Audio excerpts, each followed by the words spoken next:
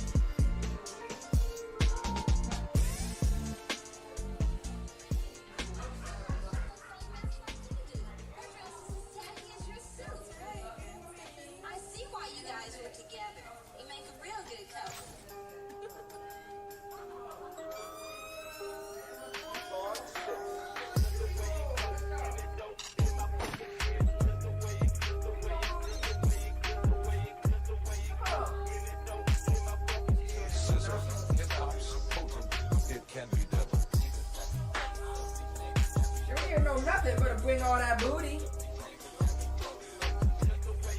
You better bring that booty.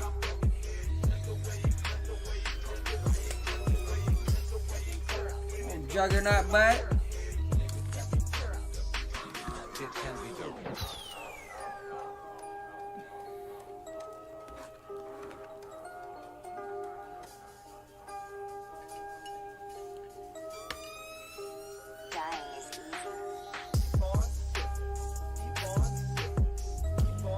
Chicken wings and things.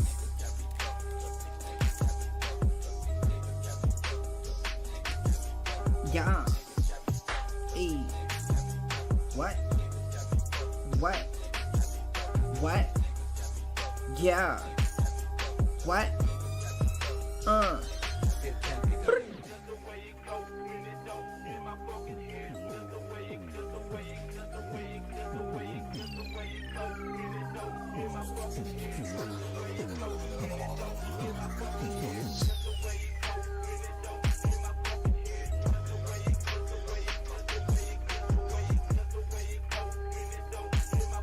Yeah.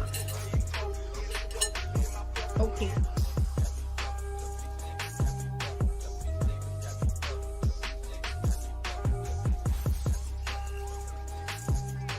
Scissor, hip-hop's potent. It can be deadly.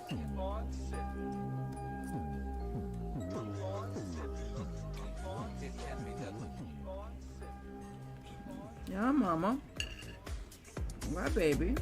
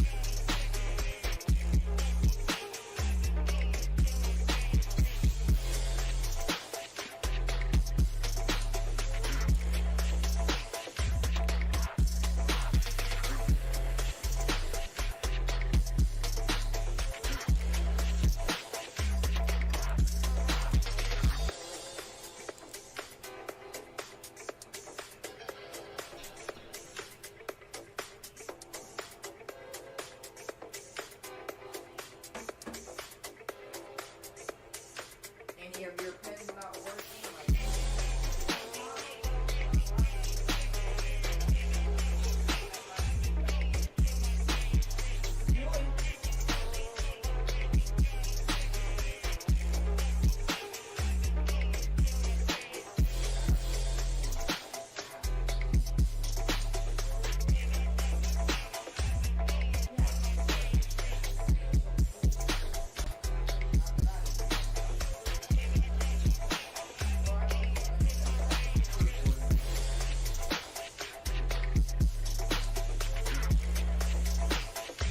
Yeah.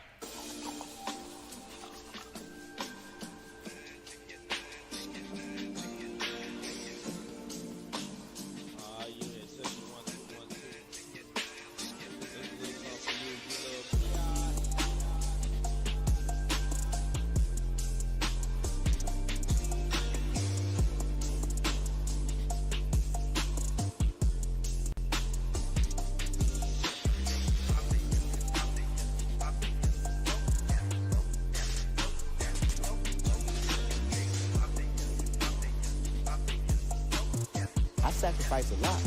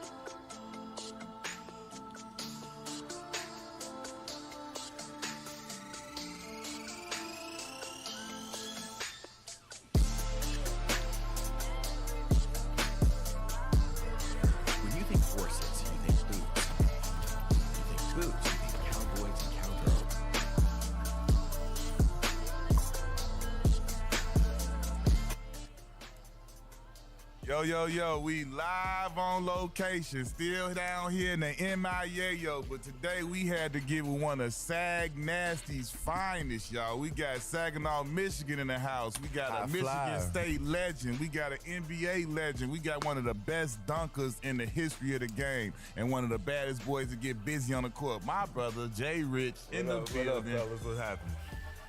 First of all, man, appreciate you coming on our show, man. You know, we watched your career from start to finish.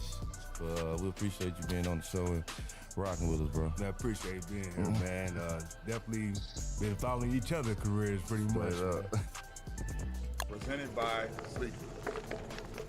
When you first got to the league, who was the first person to bust your ass? Oh, man. I'm honestly not. Y'all not gonna remember this, though, man. We played y'all at the Pyramid. Y'all all came down. Again, the Pyramid. The Pyramid, bro. Summer League. We did. We sure did. JoJo, I'm saying you're the Battier just said that. Yep. Y'all all showed up. Y'all wasn't supposed to play. It's me, Gilbert, and Trey. Y'all showed up. Y'all too. I think Corey played in it and LO played in it. I don't know how y'all all played in there. Y'all was like... And Keon. Y'all like had your whole team. I think the only person that didn't play was Elk. And y'all, man, y'all whooped our ass, man. I was like, damn, I had to go back to the drawing board after that. That's crazy you say that because Batty just said that. Yeah. I got all of them on tape, on VCR tape. That's what's crazy. You gotta go back and look at it. Y'all put it to us, man. I think we was about like 20. Hey, Summer League, they told us to just do y'all. was like, oh, so we can shoot all the rock? They like, yeah. Well, we came out shooting everything, taking turns. Drop Q, drop D, alley-oops, all sorts of shit. That's crazy. Saginaw, Michigan. Sag nasty. Yes, sir. Straight up. Arthur High School, Arthur Hill. What made you go to Arthur Hill? Well, that was the only two public schools in actually Saginaw. We had Saginaw High, which is where Draymond went. Yeah. A little younger than me though, but then you got Arthur Hill. I started at a Catholic school. It didn't work out there, and so we decided to go to Arthur Hill. They had another guy there named DeAndre Hewlett, which was a dog, man. He was a beast. I wanted to play with him, man. He wanted to play with one of the best players in the city, so that's why I went to Arthur Hill. So why you didn't go to the rival? Cool. I wasn't really that type of dude, man, to go over there, man. You have to pick one or the other, and my uncle lived right around the corner from Arthur Hill, so Oh, okay. I was already at the Arthur Hill, and then like I said, DeAndre was there. Saginaw High already had their thing going on, so Yeah. that's why I went to Arthur So Hill. you couldn't jump over the fence? Nah, I bro. couldn't jump over the fence, man. Hey, you averaged 25 and 13. What was it, your sophomore year? Yeah, so junior year. Junior year. Yeah, Junior Yo, year. see them rebounds though? Huh? You know what I'm saying? That's rebounds. Yeah, that was rebound. It was a rebound because I couldn't dribble or shoot at the time. So I was, and at Arthur Hill, once DeAndre left, he was 6'7", 6'8". Yeah. I was a center. Yeah. So I was always out jumping everybody, catching lobs, just doing whatever it takes to win games. So that's why them rebounds was up there. I was catching a lot of tip dunks. When did you get your first dunk? That was just I got my first dunk in the 8th grade, man. Going into the 8th grade. Was it in the game or was How it? tall was you then? Was it just how we out there and we? Yeah, it was steady just one trying of to those dunk? things right there. I was out there at the park just warming up, just playing around.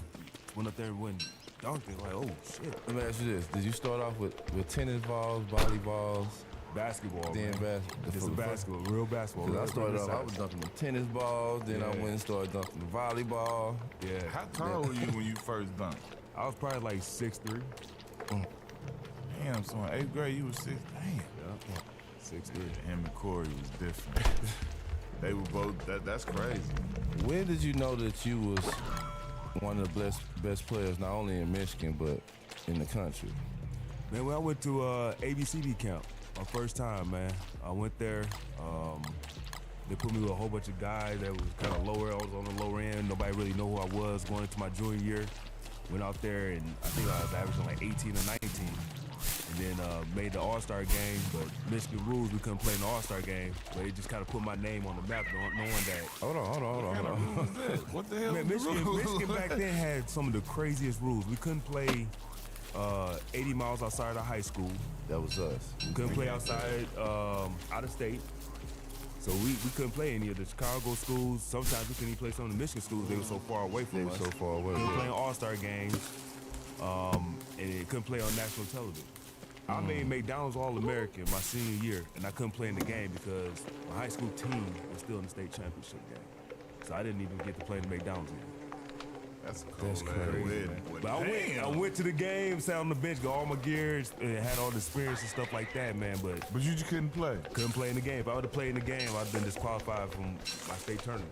Come on, Crazy, man. What in the That's hell? But they just changed the rules, like literally, I think a year ago, where now they could play outside the state because they've been losing a lot of kids to prep schools because of these rules. They want their national They attention. did that in the St. absolutely. Louis, East St. Louis, but the Illinois area. Like in Illinois, we couldn't go 100 miles outside the state to play, so we couldn't.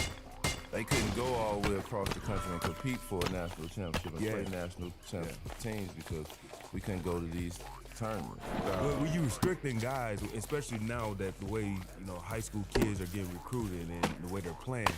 You almost hinder them in a sense when you have these types of rules. Yeah. Like They cheated you at your McDonald's Yeah, experience, bro. man. Like that's crazy. crazy. And how many other before? You can a practice lot and of nothing. crazy. couldn't practice none of dunk That's- contests, couldn't do any of that. at Like McDonald's, that's man. crazy. He's a dude that would have won the dunk That's one of contest. the premier events that you show your talent Absolutely. that you can. At the time, you could have went straight out of That's high school. why- You could have did anything. Yeah. Depending on your McDonald's game. Like I knew that going into my McDonald's game, like this it. Yeah. Like I gotta show it all. Right. Right. And they take that experience from you. That's crazy to hear. That's the first wild. time we've heard that. I did not know that. Yeah, and so over the years they had lost a lot of guys. I mean, you can even go down to Flint guys like Miles Bridges. He transferred with the Huntington Prep because of these rules. I had a nephew that he was top 15. He ended up going to La Lemire. So a lot of kids started leaving the state of Michigan because of these rules. Yeah. Man, listen, I would too if I know I'm about to lose out on everything like that. That's crazy. Yeah. Tell us about the rivalry in high school and how intense it was for you to play in that rivalry. The rivalry between Arthur Hill and Saginaw High, man, is something that you just can't experience unless you or explain until you experience it. Unless you was there. Unless you was there. Unfortunately, that rivalry comes to an end after this year. After 105 years, the schools been playing against each other because the schools are actually combining next year. They actually combining going So they're to gonna be school. a powerhouse. Gonna be a powerhouse. Oh. But back then, I think my senior year, it was crazy. I was talking to somebody. I had just got inducted into the Saginaw County Hall of Fame for Michigan. You got to be so many years removed from playing sports. But my senior year, we had, I think it was 12 D1 players on the court between the two schools. You had 2 NBA players and 3 NFL players all on that court my senior year. Who are those guys? So the pros was myself, Anthony Roberson. Okay, hey, people. little hand. The NFL players was Lamar Woodley, Charles Rogers, who was the number 2 player in the draft in 2003, just passed a few years ago, some old guy. And who I'm missing? I think Ron Stanley, who had I think he played that year. He was he played for the Jets for a few years. That's crazy. Tell us about the LEU in the rivalry, man, everybody. Yeah, so, man, you tell did us- some tell- digging, man. Tell us how the crowd, because I did it with a rival school, but Yeah. we merged my sophomore year, after Right. my sophomore year. So tell us how the rival was and how hype it was, how everybody in the city is coming into this gym and you get an alley-oop, a famous alley-oop at that. So the game was so big because we had so many players like that. These guys, we had D1 players, like I said, some pro players. So they didn't have it at the high school. They moved it to our Civic Center. So the Civic Center, the high school only hold like 2,000. Civic Center hold like 8. And it sold out. They were scalping tickets and everything. Yeah. So it's a big game. All these top players, I get my McDonald's nomination that day. So it was a big thing in the city. And so game was going on. It's heated, it's rivalry going back and forth. And I'm running down court, and I'm got this lane. And I'm pointing up my head and my hand up, and my teammate, point guard, he just threw it 3/4 court. Just threw it in the air. And the coach, you can see him on the side like, no. I mean, the game is close. And I catch that mug and boom, I rocked it down. And they had to stop the game because people was coming on the court like it was Rutgers, bro.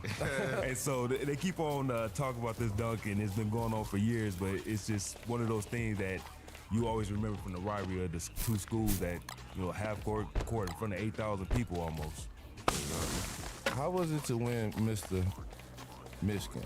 Like, Q ain't never won in his state. Oh, but, damn. how was it for you to win Mr. Michigan for your state? It was dope, man, because we had a guy named Lavelle Blanchard that was kind of the number 1 player all through like 7th, 8th grade. Yeah. And I just kept on getting better every year. And then my senior year, my coach is like, you know what, we gonna play everybody we can within the radius of the 80 miles.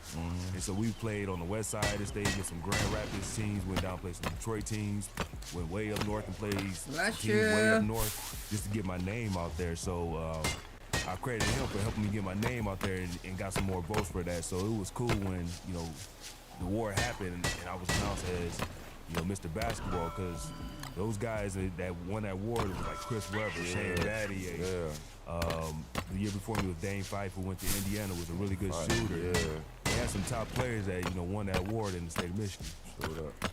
Could there have been any other team outside of Michigan State that almost got you? It was Michigan, man.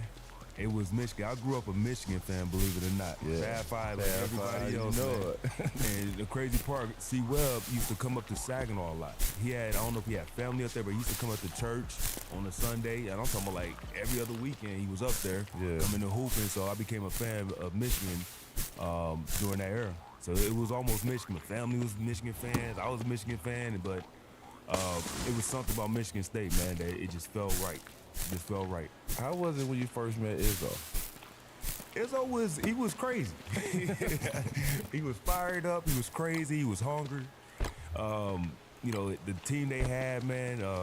You know, I met Izzo, I think, my sophomore year. The Green was Green there. Green was the head, yeah, he was the head recruiter for me. That sideways. Yeah, Coach Cream, man, that was my guy. He was a big part of the reason why I went to Michigan State. But Iz was always honest. That was the thing about him, man, and it was just always good to talk to him, especially even after all these years. He's really going hard at my son right now, trying to recruit him, and it's still the same thing. He's still honest. He's still up front.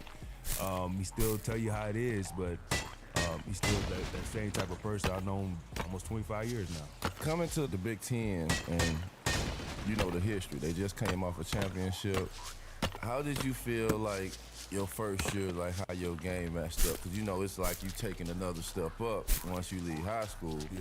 Because it ain't about you no more. It's Right. like a whole, you got to start all the way over Right. and build all that rep back up once the season started in college. Yeah.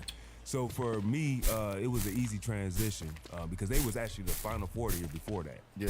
And I know when I went to Michigan State all the time that the team told me, you come here, you're going to win the championship. He won. I won. As a I'm freshman. Yeah. He won. Yeah. You was Part on of the freshman I was team. on the my freshman team. Yeah, with my Mo. bad. Yeah, No, part of all that good, team. man. I was part of that team. So The new sons on Yeah. the Oh, back, so you- Matt yeah, Israel you- was on that You team. came in feeling like golden. Like, you yeah, seen no, the I had campus to work. I had to work, but it was just, you know, he was telling me this, and you know, he was like a big brother to me as soon as I got on campus. He was like, "Where your locker is?" I was like, "I don't know, next to mine." So he just like took me under his wing, and for me, it was to have this guy that was an All-American Player of the Year candidate who's going to be an NBA player. Yeah. That was big for me because I was always a hard worker, but then I met him, and it made me even work harder because he just always wanted to get better. And he just took me on his wing and like we'll go work out before practice. We'll work out 2 hours before practice. Just going at it. And then Michigan State practice, that's another 3 hours almost. Yeah. And you going at it. And for like 2 or 3 weeks, me and him just doing that. And I go to practice, and you can't mess up as a freshman at Michigan State. And Izzo was on me. Yeah. You goddamn tired. You ain't never playing. Like, Yeah. I ain't making no excuses. And he get a hold of it, and this is crazy. He get a hold of it that we working out before practice. He pulled me into the office and apologized. Like, I had no clue you and my team was working out like that. He said, but y'all got to stop. Y'all, Right. We need y'all for the season. I need you to be, like, you going to be a big part of us playing. Yeah, because you was the missing piece. It's coming back now. Yeah. You was the missing piece that they needed. Yeah. Like, you got them 2 veterans Yep. right there, and that young blood come in, and Yeah. you was the missing piece that they needed. Yep. Mateen Cleaves, like he's a unique Motivation guy. with Yeah. Mateen. You know what I'm Motivation saying? with Mateen. You got to tap in with Wanna it. win, You gotta tap in. You want to win, tap in. Like just him. Like he always had a bright personality. His leadership is with some of the best of them. How was he like that whole year? Like how was he leader-wise that whole year? He was, like I said, he was amazing that whole year because he just led. And it was a tough year because he ended up breaking his foot like halfway Yeah. during the season. But he kept on being the leader, kept on motivating people. And Mateen have a way with doing that to people, inspiring people. And then he backs it up with his hard work and his play. So it was good for him enough for us to be around him all the time. Even when he was hurt, he was still motivated. We still gonna win. We still gonna do this. And so he just kept on encouraging us and motivating us to, you know, till he finally got back and we just kept on rolling. How was Mo Pete in you? Because Mo Pete is basically your position. Y'all play basically the same position. How was Mo Pete influenced in you? It was just him and his professionalism, like, and at an early age, as you know, being young, he was just always doing the right thing, never arguing back, always cool. on time, He too cool. And so it took things from him too, also because his shooting, how he came in the gym and shooting, and so that's one thing I took from Mo was I was always going to the gym and shooting because Mo P was doing it.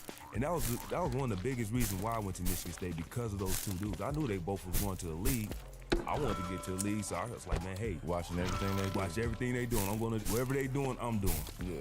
Tell us about the run in the tournament. It's your first time in the tournament, and you know everybody watch the tournament. You know, if you don't watch all year, you gonna watch the tournament at least.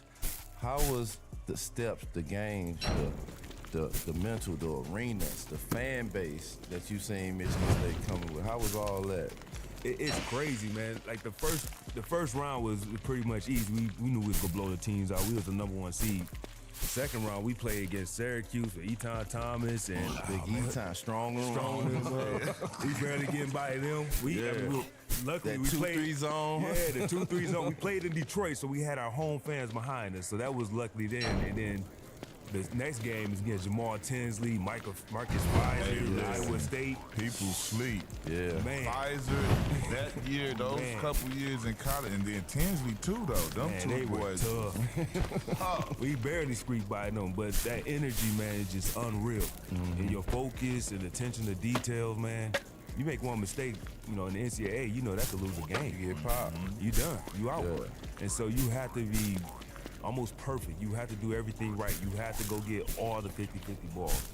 You just have to do everything right to continue to advance in the tournament. How did you look forward to after y'all won a championship that next summer coming into? I know Izzo leaned on you because you have the experience. You have the experience that none of the rest of them really can have on the team. And you got to be a leader as a sophomore. So how was that summer going into that? How motivating was that to get to next summer to be the leader? I was really motivated, man.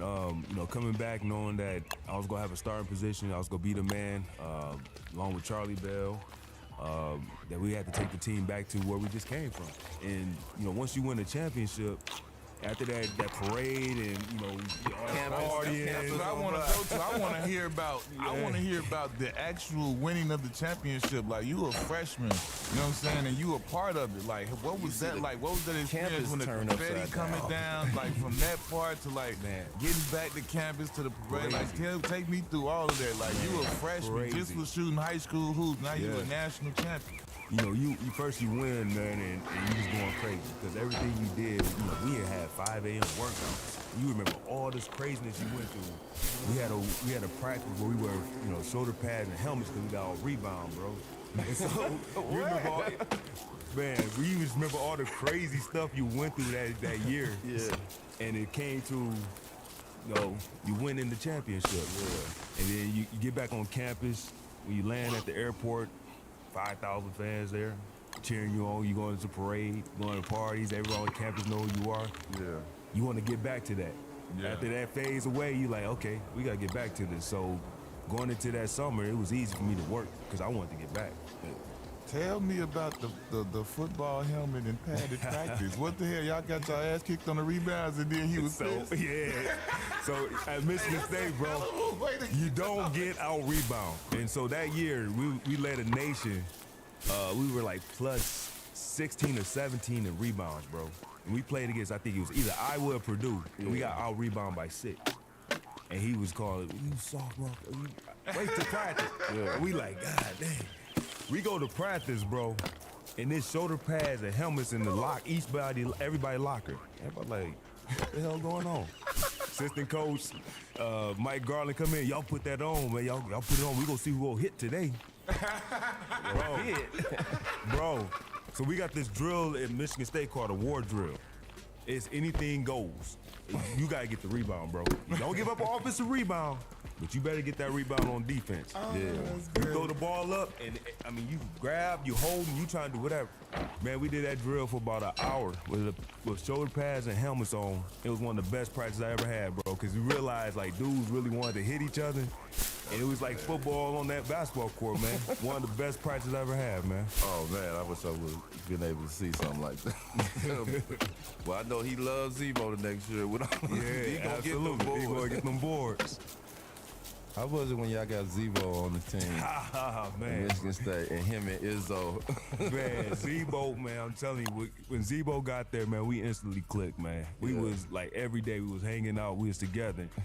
And with, Izzo being so fired up and Zebo so lax and chill, man, it actually brought Izzo temperament down a little bit because Zebo just always was cracking jokes without even trying to. Zebo was just naturally funny for no, he'd just say something, you just die and laugh, and it's like, he looking at you like, what are you talking about? But that was just Zebo, man, and he just brought the morale on the team up because of who he was, man, and just the type of player he was too. What made you make the decision to come out after your sophomore year? Man, this story right here I'm gonna tell is one of the reasons why I have a close relationship with it. So after having a successful year, I was second team All-American, all this stuff. I go into Izzo office, and I'm like, "Hey, coach, I'm getting a lot of agents calling my parent, my mom, my uncle. They telling me I'm an NBA player, He's like, Jason, let me figure it out. I have some connection with some GMs. I'm gonna call some people, and we'll talk next week. Yeah. He called me back 2 days later. He said, man, come meet me in my office. So what's going on, coach? What you hearing? He said, man, everything I'm hearing, you're a top 5 pick. You can't stay here. And I'm looking like I'm shocked because I'm really torn between leaving and staying. We have Calvin Tolbert coming next year, Allen Anderson coming next year. We're gonna have a good team the next year. Zebo was on the line. I knew Zebo was kind of gonna leave, but he was on the line. But for me, it was like my mom wasn't really sure because she always, I was her first kid to go to school. She wanted, roses, senior night, all this stuff like that. But when that came back from Izzo, and I went back and talked to my mom, and be like, it's my time now, man. Top 5 pick. Yeah. Can't get any better than that. Yeah. And that's why I respect Izzo for that, because most coaches be like, hey, man, we got a good team. We can do it again. It won't hurt to stay one more. Right. He was like, you got to go. There's nothing else I could do for you here. And that's why I respect that man to this day. How many workouts you have?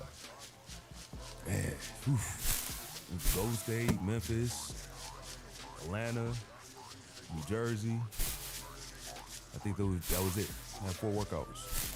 Yeah, y'all was in the same boat. Y'all was, eating dinners and just doing interviews with y'all ain't crying like real ones, you know what I'm saying? I had like 16, 17 workouls flying all around the country. Wow. People trying to get me 2-3 times, show up the day before the draft. That's how they do you when you in that middle. Where did you think he was going, though? Where did you think he was going? Man, honestly, I thought I was going to Memphis.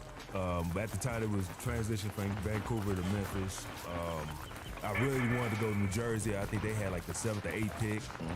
But Memphis had the 6th pick. Jay Kidd was there. Kenya was there. They needed 2 guys. I mean, they had Kerry Kittles, but I'm looking like Jay Kidd. I'll jump out the gym. Yeah, that's the one for me. Him. Man, what? Man. And I'm telling Byron Scott, like in the meeting, like, hey man, I'm gonna come here. What y'all do? This and that. I knew Memphis wanted me. Memphis throwing salt, talking about he wasn't that good. I worked out from Memphis like almost 3 times, I think. And they telling everybody this and that. And then draft day, I had no idea Golden State was going to pick me. It was out the blue. I was shocked. I was like, you didn't work out for him or nothing? I worked out for him, but I thought it was like, okay, whatever. I was going to Memphis. And they was like, nah, come on here. I was like, cool. I want to go back to the actual draft, because your mom, you went to the draft. Yeah. So take me back to that, man, because that's we all grew up watching. Right. We got our family there. Like, take me to when they called your name, especially being surprised, not knowing it was about to be Golden State. Crazy, man. Like, just take me to how you felt, like sharing that with your mom, you know what I'm saying, and your family like that. Yeah, so going into the draft, I actually worked about 5 times. I had a workout with Atlanta. I had a really good workout with Atlanta. But they made the trade to get Sharif, and they switched their picks, and that's how Memphis ended up getting Paul Gasol. And so we go to the draft. I knew it wasn't going to be Atlanta. Chicago had 4th. They were doing Tyson and Eddie, so the 2 high school kids. And then so Golden State comes. You better so leave my Chester alone. Leave my Chester alone. I got my daughter, my uncle sitting, leave my my mom Chester right there. alone, son. My coach Izzo is there. My stepfather is there. And I see in Krista Chan, she's whispering to somebody else, like he's over there. And they literally called me out surprise. And so I'm literally, my uncle right there, and I'm punching him. Yo, I'm going to Golden State. He's looking like, what are you talking about? I said, man, I'm going to Golden State. With the 5th pick, Golden State select Jason Richardson. And it's a big bear hug because we surprised. Like, I'm really surprised I got picked by Golden State. Bear hug my uncle. Bear hug my mom, my daughter crying because she's like, what's going on? She going crazy. She's like 2 years old, but it's the greatest feeling. You go across that stage, man. That's when you realize you achieved your goal. When you shake, Commissioner Hand was David Stern at the time. Now you in Golden State, it's your rookie year, a whole nother level up. How did you feel like you did your first year in Golden State? I think I did really well, man. Coming there, I was young. I think I got thrown into the starting position after like the 3rd or 4th game of the year. They're losing franchise. They're trying to come up. Then Troy started, and then towards the end, Gilbert started. Yeah. So I think we started creating something that was going to be special, especially, Who was that in front of Gilbert? Mookie? Mookie was it was actually Bobby Sir. Bobby Sir was in front of Gilbert. Yeah. Mookie actually got kicked out of practice and never came back. We ain't seen Mookie no more, man. Wow. It's like the second practice, but I remember Gilbert walking up to us, man. You got fucking Mookie Blaylock. that sound like Gil. That sound like Gil, man. You remember your first All-Star weekend? Yeah, yeah, buddy. You remember that, right? We played them in the rookie sophomore game. Yeah. He got MVP, but he wasn't supposed to because they started double teaming me in the second half. I had like 21 on the first half on the And we came out, we played too cool in the second half. That's what happened. They said they got serious and we was so bullshit. I'm like, yo, we need to be turned up. Y'all We was fucking still up my partying. Man, I was so salty. They was double teaming me. They started like, but talk about that week because you won dunk contest, you won MVP of the game. We talk about how you went into the second half of the season, like just that all-star experience. Because again, that's just like the draft. That's something that we watched forever growing up, and that's something that we was all dumb excited to be a part of. So talk about your experience there, and walking away with some trophies too. Yeah. So for me, All-Star Weekend was like everything, bro. Yeah. I mean, since I was a kid, I wanted to be in the dunk Be a contest part before I of wanted to be in all the NBA. I didn't know you had to be in the NBA to be in the dunk contest. So I've been practicing the dunk contest since I was 5, 6 years old on the hanger on the side of the rim with the socks. I've been Dominique Wilkins. So once the dunk contest happened, that was easy for me. They asked me to be in, and I said no. Get in it with them, and then after you did all that, I was like, that was a great decision. So that was easy, man. Winning the dunk contest, going out there and having a big game in the rookie challenge, getting the trophy for that. And so when you have like that type of experience, the All-Star Weekend, man, the rest of the season, a breeze, bro. Like it's easy now. You just cruising, you just going out there and hooping now, and that's how it felt that whole second half of the year. Coming off Vince Carter doing what he did 2 years ago in the All-Star game, and you coming into the new era by going between your legs whole nother way, how was that for you to bring a whole nother dunk to the game that haven't been done? It was Gilbert ideal actually. My last 2 dunks, my dunk contest was from Gilbert. Yeah. He was telling me, Gilbert always had these crazy ideas. Always got the plan. Always got something going on. He's like, why don't you do this? I'm like, Gilbert, I can't do that. So the first dunk contest, I kind of practiced that dunk. I could do that. That was easy. But between the legs from behind on the side, that was the first time I made that dunk. I tried it 2 times. I said, well, once I get in the dunk contest, drilling, pumping, go be easy. And so I did that dunk. I think that was the only time I ever did that dunk. I couldn't do it again. That was dope. Hey, tell me about this, because I know Gil a fool. How much did Gil remind you in Golden State that him and RJ put you and Zebo out in the tournament? Man, all the time, man. All they the lost time, to them man. in the final 4, huh? Gilbert, he always got some type of scheme going on. He said, we just watch y'all. All we gonna do is overplay. He had about 9 steals that game, because he overplayed every play because we were so, this is what we gonna run. Textbook, Man, he had about 9 steals, about 20-something points. And he brings it up every chance he got. Them first year. We whooped y'all. Gil, I got a ring. What you got? Y'all got whooped next round. Speaking of Gil, another question I want to ask about, but speaking of Gil, tell us about how you seen he went from not playing to getting playing time and doing very well. Because, when you get in this, you're a second-round pick, you can get that money right away. Like all those boos and a lot of guys, you don't got to wait for you. Boy.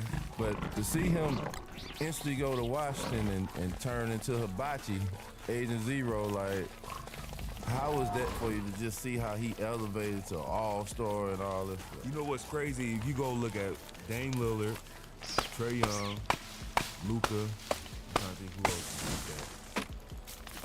That was Gilbert Arenas. Yeah. They didn't know what he was. He wasn't a point guard.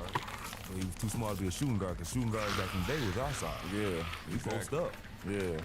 He wasn't that. So Gilbert is what the point guard is today. Yeah. And just imagine what he was doing back then. Just imagine if he was in this era. So for him, he was going against the grain shooting. Going against the grain, He was that good, man. The one thing Gilbert don't get enough credit for is how hard he worked. Yeah. He worked his ass off. So he stayed in the gym. He worked his ass. He stayed in the gym. This dude was constantly in the gym, like all the time when he wasn't playing. and that was my guy. So I'm in the office every day, like, yo, y'all gotta play him. For the whole season, I'm telling the GM, y'all gotta play him. Y'all gotta play him. They finally let him play, and he just takes off. Yeah. But they just, for the first 3 months of his career, nobody knew what he was. Yeah. Because point guards back in the day was the ones that set him up, run off. maybe once in a while shoot a jumper, but he was more than that. The hardest thing for NBA teams to do is go from a not winning to kind of building out their draft picks, building out the players that they're going to keep, and kind of building a good team. You see the progression in how you was playing. Like, you was getting better, you was becoming a better scorer in the league. You getting your feet wet, then you get Don Nelson. You know, one of the most historic coaches. I love his philosophy because his philosophy is run up and down and let's get going. You start seeing it change. So I started adding BD and what was it, Monte and Stat Jack and all these guys. Tell us the transition of how when it was like you and Gilbert, y'all was playing together and it was the start of it to the point where it started changing for the franchise. Well, I always felt like, you know, in Golden State, we just got a team, the fans go crazy. Yeah. They always showed up, you know, especially when Gil started playing more. You know, he was just doing his thing, and then, of course, he did what he did and got to watch and made his money. And then I'm gonna keep moving. You know, they I want to do a few guys things. at my position, but I'm showing up every year, getting better, getting better. I just want to craft a And few once Don things came, to that just was have my it sixth coach, my crafted. fifth coach in 6 years. So Don came, we ended up trading for BD, ended up trading for Stat Jack, Al Harrington. Monte was coming to his own, we drafted him in the second round, and it's just opened up my game. Transition, throw the ball, let's run. And that just made it easier for me. And you can see the transition enough of being a losing ate the meat. franchise and having that losing mentality. I started doing this. I started changing our attitude. I started getting guys up in here that had the same common goal. So it was ate an the easy freaking transition meat. for me because I always wanted to win. You know, coming from a winning program in college, Damn it.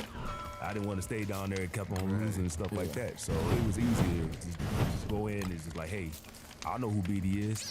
You be the man. All right, you know. When Don Nelson You came doing in, it, Mel? how different was that for y'all? Because everybody talks about his unorthodox ways Man, and how he does bro. things a little different, but obviously it works, and he was one of the all-time winningest coaches ever. But talk about how you guys view him from y'all perspective. When you say like a player's coach, that's what Don is, man. Like we'll come to practice and he could see things that are getting stagnant. He'd be like bigs versus small. Okay, so And you literally I do playing have a against your little- bigs versus your guards. And so it's funny, your bigs are trying to play point guard. And Yeah, they doing and it made practice fun. He was so that's innovative, connected. doing different things differently. I mean, it was times where he knew we needed a day off, so he'll come to practice like, hey, y'all run practice. That might be connected And he have a here. cigar, 2 beers in his hand, his dog going to watch a baseball game, and we'll leave practice.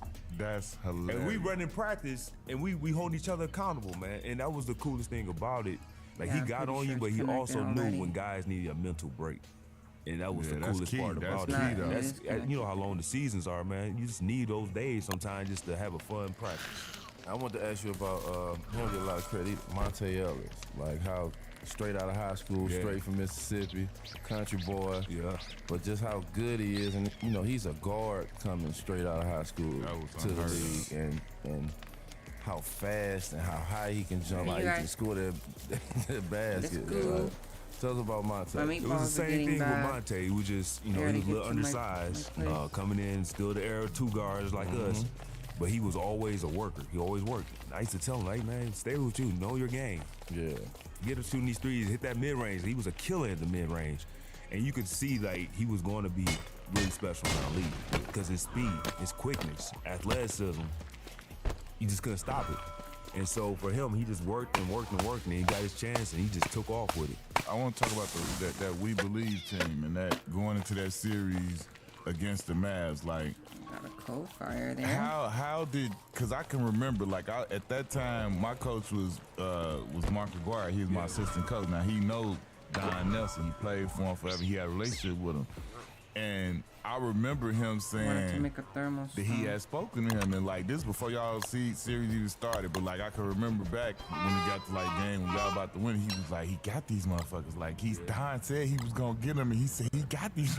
Like just talk about like y'all mindset as a team and what Nelly's game plan was, because that was really the reason that y'all was able to take him out was the scheme that he put in and the way he had y'all attack them. Talk about how y'all mentality was going into that. Well, before even the We Believe team came, we always played Dallas really close. We either almost beat them or close to beating them.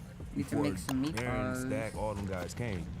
Once they came and Nelly came, we knew we had a key. Nelly literally, he taught Dirk everything he know. He gave Dirk his moves. So our game plan was go put somebody smaller on him, which is Steven Jackson, get up in him, make him go right, and once he spin, there better be somebody there to take the ball. And if you go back and watch those games, he could not do that move because he was normally going right and he would spin back right. Spin back with the fade. Every time he got there, it was a steal. Every time.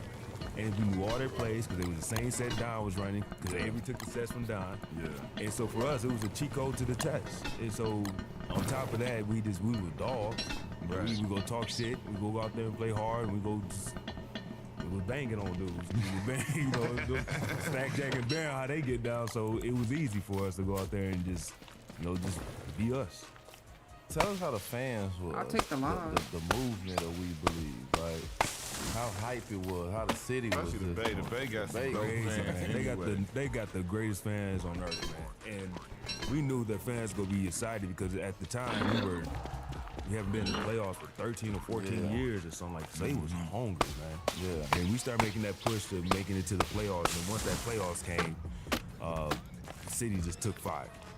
I mean, we were on the away games. It was crazy. And then that first home game, I had never seen anything like that, bro. It was like 2 hours for the game. The arena sold out and everybody on their feet already. Like, I'm coming out to warm up, and the stadium is like somebody just dunked or something.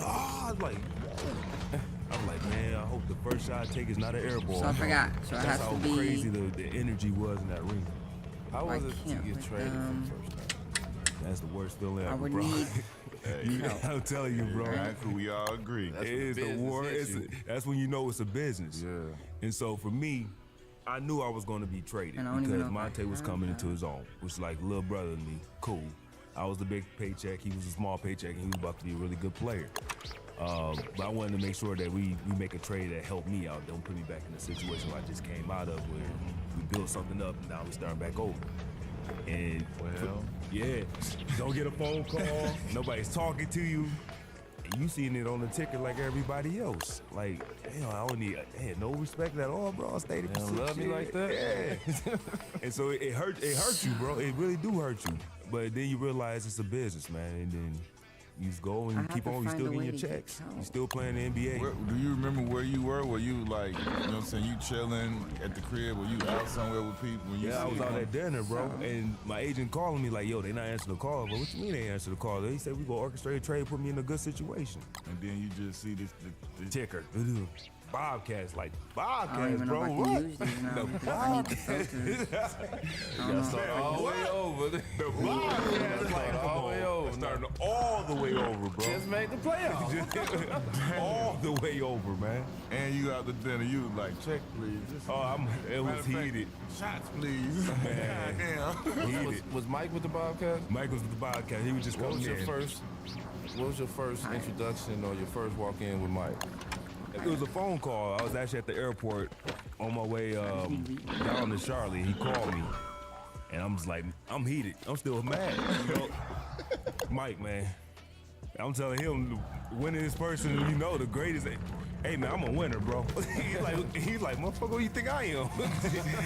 But, just coming off of just all those years of losing, go say you finally get it there, and then now you starting back over. But he's like, man, just come in, we gonna work hard, we gonna figure this out. I'm not a loser. We gonna figure this out.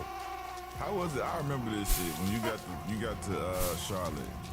How was it for you? Like, it had to be like a huge accomplishment. One of the things you said when you just got here, you played center and you did all the dunk stuff because you couldn't shoot and dribble. How was it for you to get there and lead the league in three-point field goals made that year? That was a huge accomplishment, man, because like I said, I didn't play guard until I got to Michigan State. I was always power forward center because I could jump. But I just kept on working on my shooting. When I was at Michigan State going into my sophomore year to get better, I knew I had to learn how to shoot. And so I was putting up 1,000 shots a day. 1,000 shots a day. And then once I got to the league, I went from 1,000 shots a day to 1,000 make a day. So I just kept on working on my shooting, and to go to Charlotte and lead the NBA in three-pointers made that season, man, that was a huge accomplishment for me.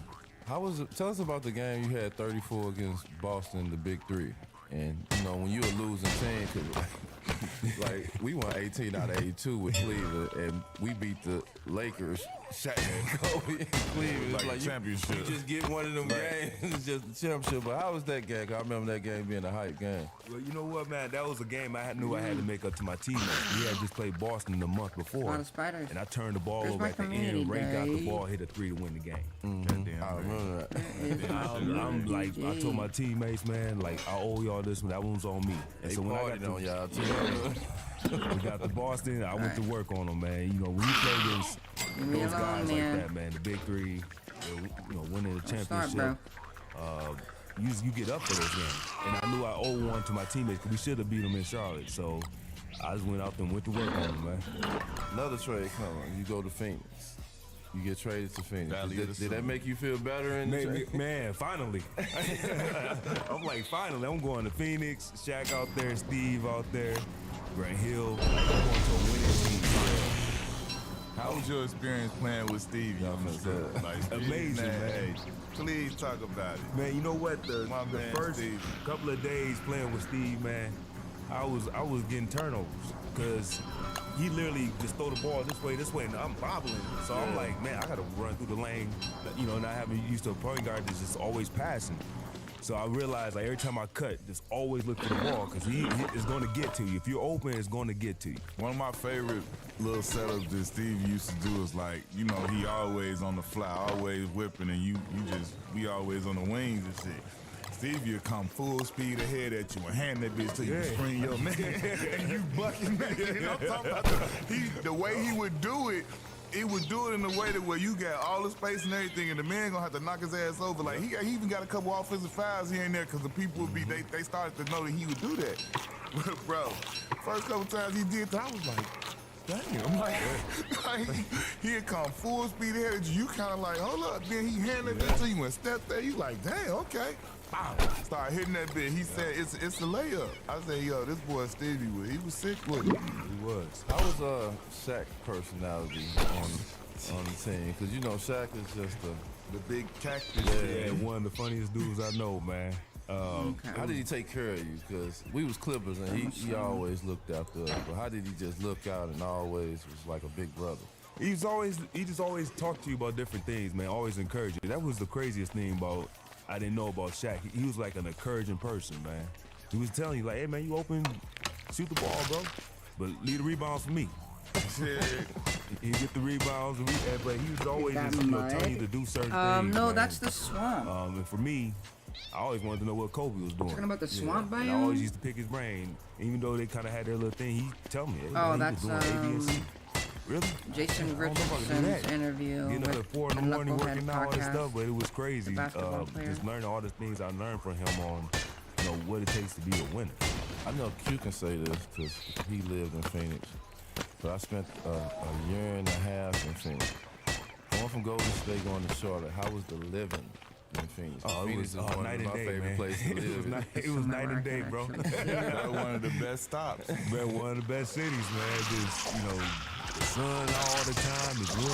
And we from the Midwest, so driving home from practice and you looking at cows and like this was Camelback. I for real felt like I'm on vacation. Yes, you know what I'm saying? Plus that first month I was staying at the damn the Paradise Valley, like the Four Seasons or whatever. So I got my crib, so it was like golf courses, everything is a resort over here. I felt like I was for real on vacation for like the whole first 6 months. Then when it got like, Straight they up started talking about it's cold, I was looking around like, cold?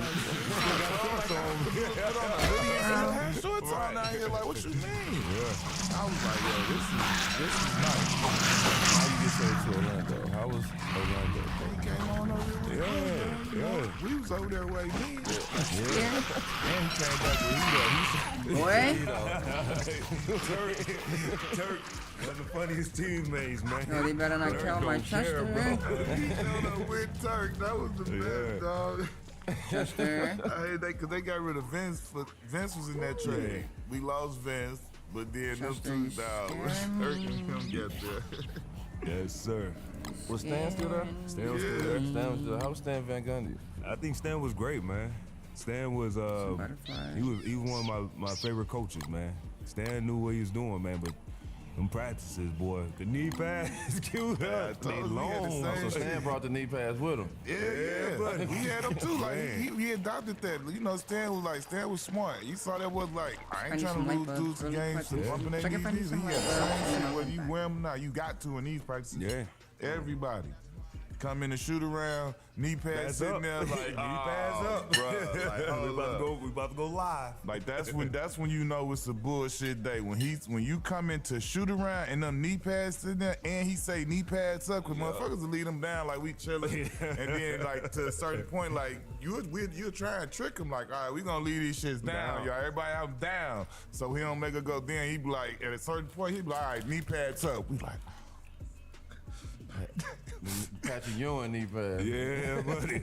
that used to be the worst, bro, when they get to doing that shit.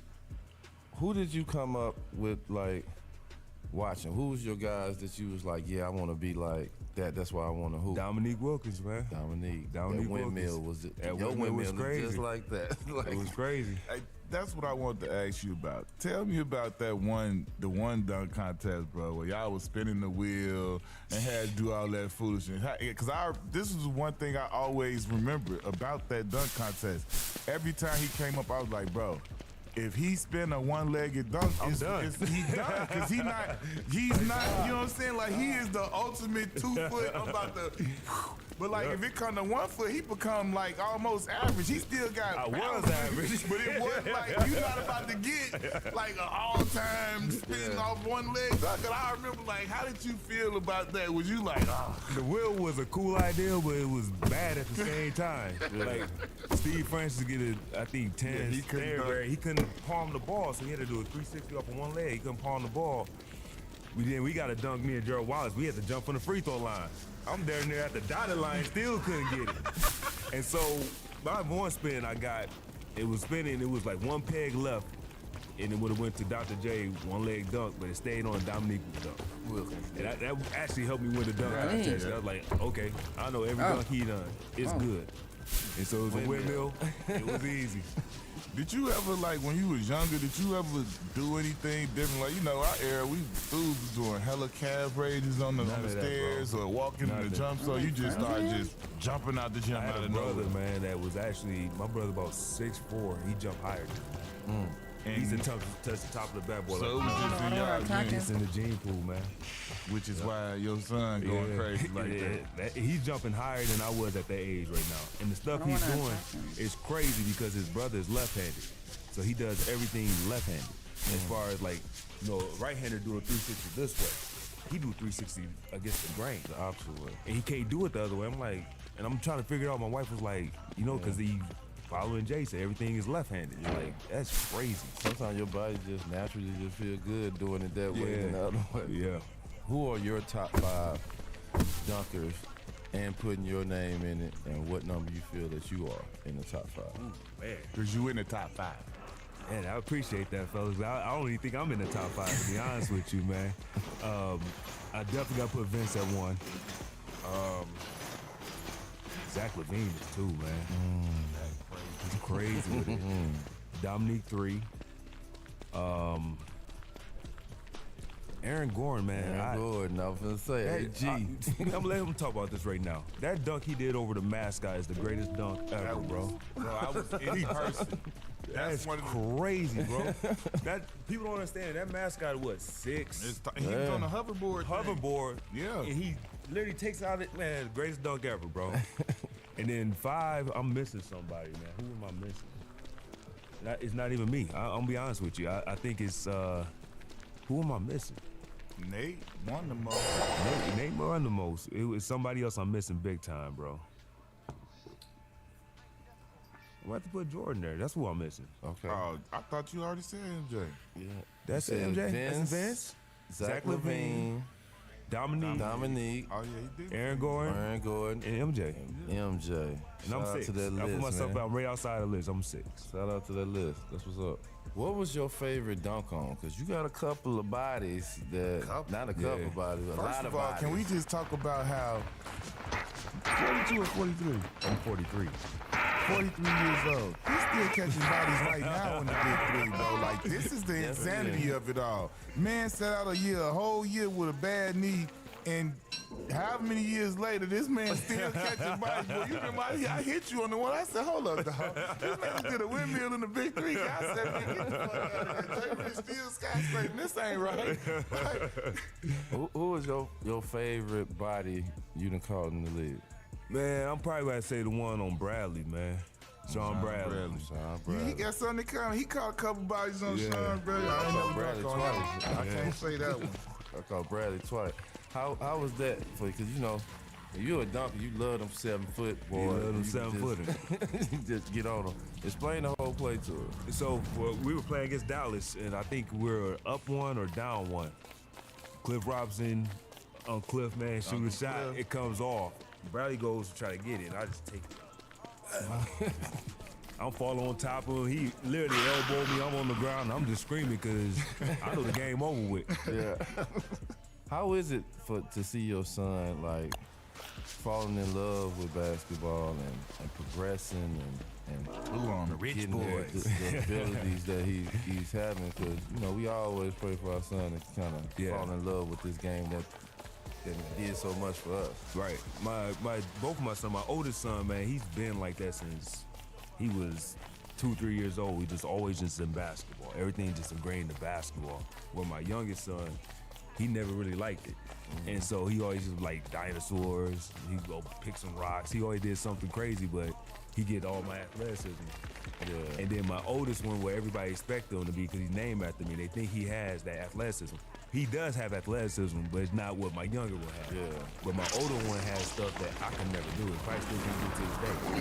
Really good shooter, he's a point guard, really ball handler, high basketball IQ. So when you go see him and everybody talking about him, you expect to see him. He's actually his own player. Yeah. The younger one, he's more like that, man. A lot of people.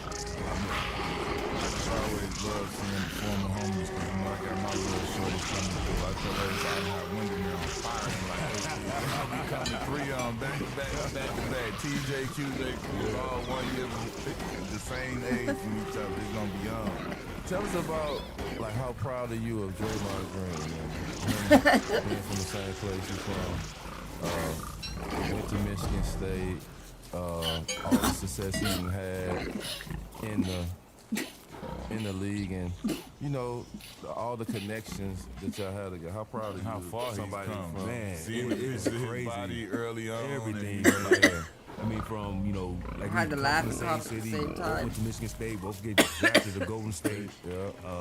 It That shit just was a funny very as hell. eerie feeling, similar feeling that, you know, for Yo, his they career jumped to the do what shit it out is, his what ass. it is right now. I definitely think he's a Hall of Famer. Yeah. Jesus. Won championships, defensive player of the year, won gold medals. It just always good to see. Second round pick. Second round pick. Like, beat every type of odd. Every type of $100 million contract. scavenging. He got all of the boxes checked. all the boxes checked, man, and especially it's like a little brother. So you couldn't be any more prouder than seeing somebody from your own town who looked up to you, who wore Hey, 23 come this because way. of you, having that much success. Now I love it too because it's the underdog too. Nobody expected that. He's a second rounder. Hey. He wasn't it. I didn't expect him to be as good as he was. You know what I'm saying? Like, he worked his ass off, changed his body around, and made himself into a, like you say, a Hall of Famer, champion. What's couple times crazy over. about it though, with Draymond, he was going to Kentucky with Tubby Smith. You know, Kentucky had those down years of Tubby Smith. Michigan State didn't even have a scholarship for him. They had one kid that he was supposed to go to Michigan State. He committed to him, but never signed a national letter of intent. The scholarship open for him, and Dre might end up taking that scholarship. That's crazy. That's dope. That's dope. If you had 4 other teammates that you done played with in the NBA, which you done had a lot of teammates, who is the 4 other players that you'll pick that you'll make your ultimate team with? You're gonna be putting the bracket now. Yeah, the for other real, teams man. Now you're gonna be putting the bracket. Put something nice up because you got some I guys. got to play with Shaq, so put It's a Shaq nice little definitely spot. there. Okay. Oh, man. With Asana, it's easy to monitor projects across teams and track status and progress at a glance. So you and your team can make smart decisions faster. Try it for free at asana.com. I push. Man, you know what? I'm going to move myself. What's going on here? Steve. Hey, Brandon Davis will play the 2, so I got 2 what are you ball attacking handlers me right there. for? Put myself at the 3. Man, it depends, man. 'Cause I got Man, you got Dwight, you still got Omari. how big is the radius on this thing? Maury, Shaq, you, BD. Oh, Just man. for the fit, yeah, Amari That probably. would have to be Omari, man. Have to be Omari. That's tough. That's tough. That's tough. Hey, this is a question I want to know from him because I know a little something about my boy over here. This question ain't got nothing to do with Yeah. we all took How am I care of supposed to mom even and get the close to family, this, that, and third. But I know he a car dude, so this gonna be a good question for him. When you got that bag where you got comfortable and you was like, hey, Jay Rich about to do something nice for Jay Rich. This ain't got nothing to do with all smart and frugal. This was something like you might Picks up look just back when on I hit now it- like, what when the I hell get I was ready to doing? hit him. Like at the time, it was everything. What did you spend the bag on when you was When you first got the bag, or yeah, the first thing, the first big purchase. Like what was the Cadillac first? Escalade from 310. 310. 310. He got the him and Gil. They got the TVs. Yeah. They got the $40,000 truck that cost $150. They got the $40,000 truck that cost $150. Hell yeah. We been going up there. We all riding off the lot. I'm excited, man. I remember I first getting in that mud. I called my mother before I even got the lot. Yeah, I just bought an Escalade. Man, that thing was probably like, almost like you said, $40,000 a car worth $175. But this taxes from Boy, they had suede lines, lined up, TVs in the back. first floors, and I said, look, this is the gangster thing about me and my boy. We always kept it 100% thorough, bro.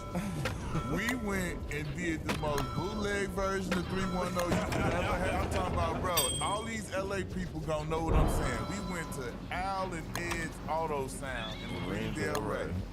We had the whole joints, the flip up things come out. We had everything that y'all had basically. But cheaper. Do you hear me? Way cheaper. We got 100 spoke rims from a hood dude. You know homie Marvin hooked us up with a hood dude. He had gold. Gold D's on there. We had, and I'm talking, our truck was Toys. They were twin trucks. I had a white one, he had a black one. He was on gold trim, I had chrome. Bro, we ain't even get nowhere near that 70,000, 60,000. We done went the straight hood where he got all type of speakers in his I had like, 612. yeah, I'm talking, he had everything that y'all would have wanted and everything. We just, look, we was like, I'm not paying that shit for no damn Escalade. My mama was like, fuck nah. You're a sophomore now. Y'all playing against Boozer now. And you and your groove, what made you just hit him in the face with the ball and then just pull? You gonna bring some stuff up, man. My kids playing with hit now. Watching too much street ball. That's what it was. They got Too much think and1 it was mixtape. and1. It was and1 mistake I ain't coming off, man. proud of that, bro. I swear. Boozer was pissed. Bro, we would have fought. We would have fought.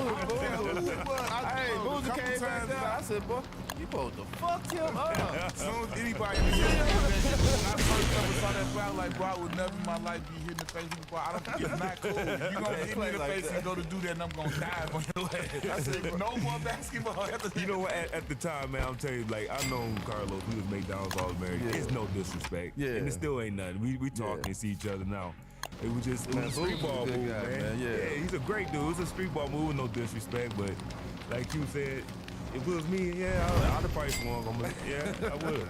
Look, that was like, that. I didn't, anytime I see it on any level, I'm like, That play should just be banned. Like, that's not rolling with the real. It's gonna be something.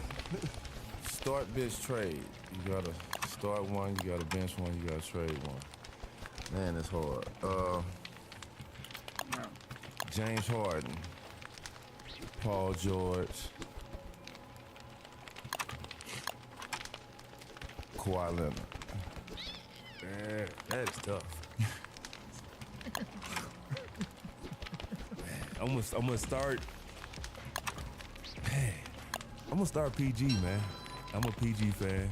I'm gonna bring Kawhi, and I had to trade James, man. Another one. Kevin Durant, Dominique Wilkins. What else do I have? It don't matter. You already said Dominique. That's his favorite player. Favorite player, but I mean, I'm going with KD though. I ain't no dummy though. We talking about the GM. I'm starting KD. He got to come off the bench. Whoever else is getting traded, unless it's just a straight killer. You talking about Jordan or somebody? But I'm trying to find another 3 score. Well, that's a wrap, man. We had to come chop it up with my brother from another. We rich boys over here. Jay Rich in the building, you know what I'm saying? I get mistaken for him more than anybody else. Jay Rich, you not so good, but we got Jay Rich in the building, y'all. Pull up.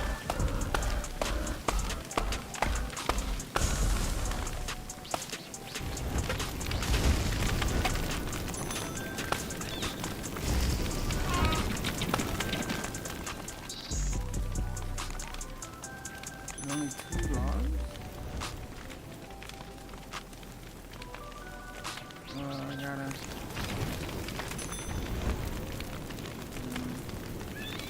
Yo, we live on location, live from Orlando, Florida. Me and the blackest one, man, we got an 8. He lives here right locally with us, so we ain't had to do much to make this happen. We got the Duke legend, the Hall of Fame, the NBA top 75.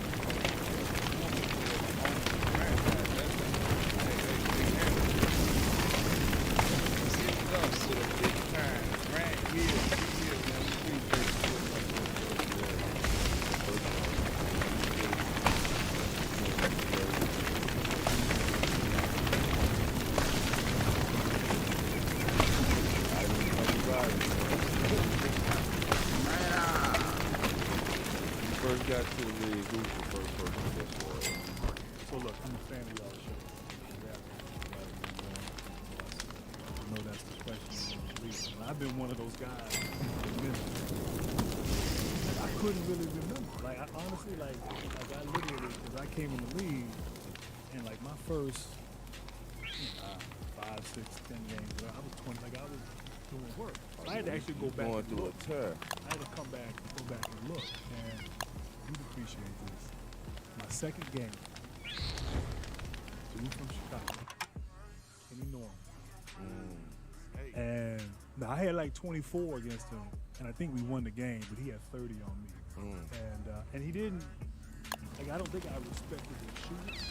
He might have hit a gang of 3s on me, but that was when I think I realized, because Kenny Norman wasn't like a star in the league, but like it just shows you that anybody on any given night was capable of giving it to you. So I gotta give a shout out to Snake, Kenny Norman. I want to ask you, have you ever heard of the Grant Hill drill? Yes, I heard it, but I was playing. Okay. And so I'm in Phoenix at the end of my career, and Igor. Moscow. Yeah, Igor. That Yeah. was, So he was our assistant when we was in LA. First, with the Clippers. Yeah. So he's with us. He's an assistant with Al in Phoenix, and Goran Dragic is putting him through drill. And he says, "Okay, now do the Grant Hill move."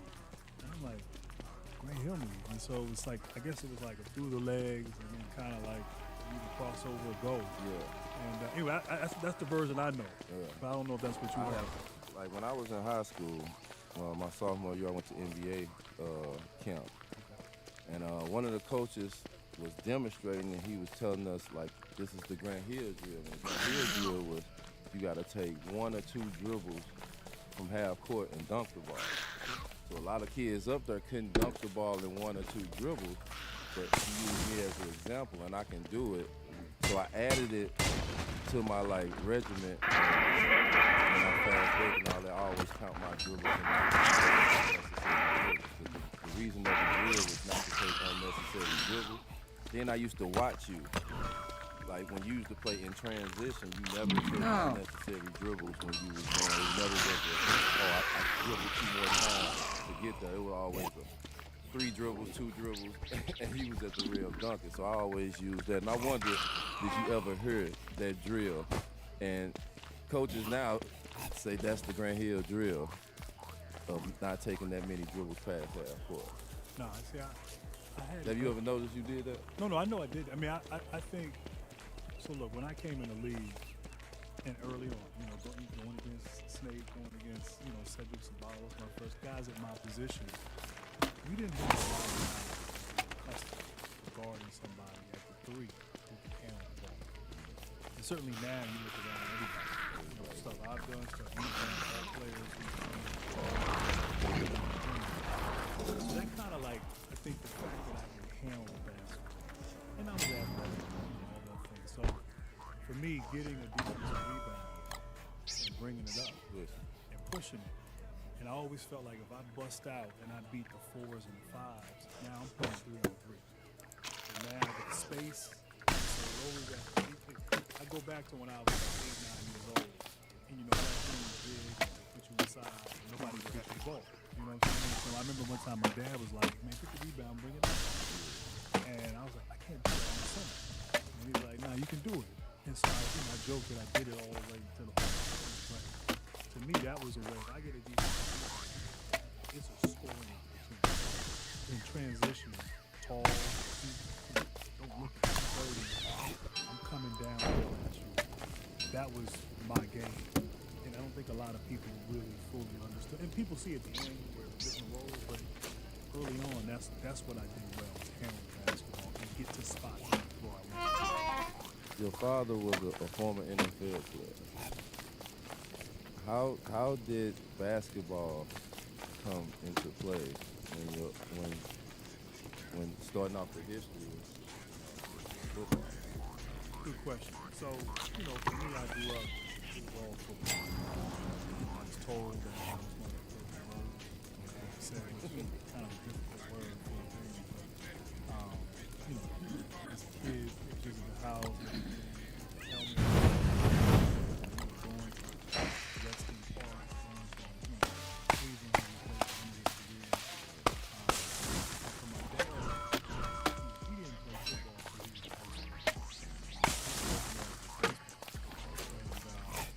he always felt like he had to be older.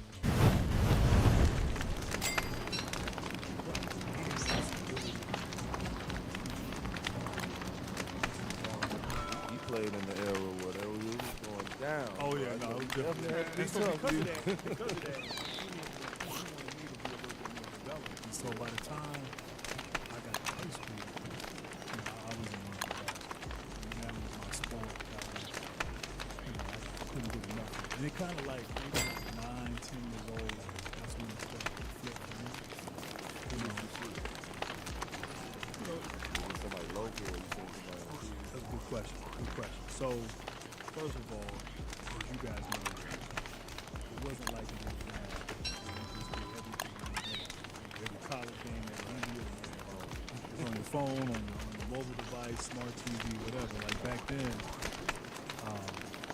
there was one game that came on, NBA game that came on this weekend. And I was in D.C. That was great in the 80s. But for me, it was Georgetown. Watching Georgetown. Great. That team. And then one of the guys that played at Georgetown, Michael Jackson. So I remember watching Michael. I was a kid. I was 9, 10 years old. And it was around that time where watching him, watching the high school team, and then Georgetown called us.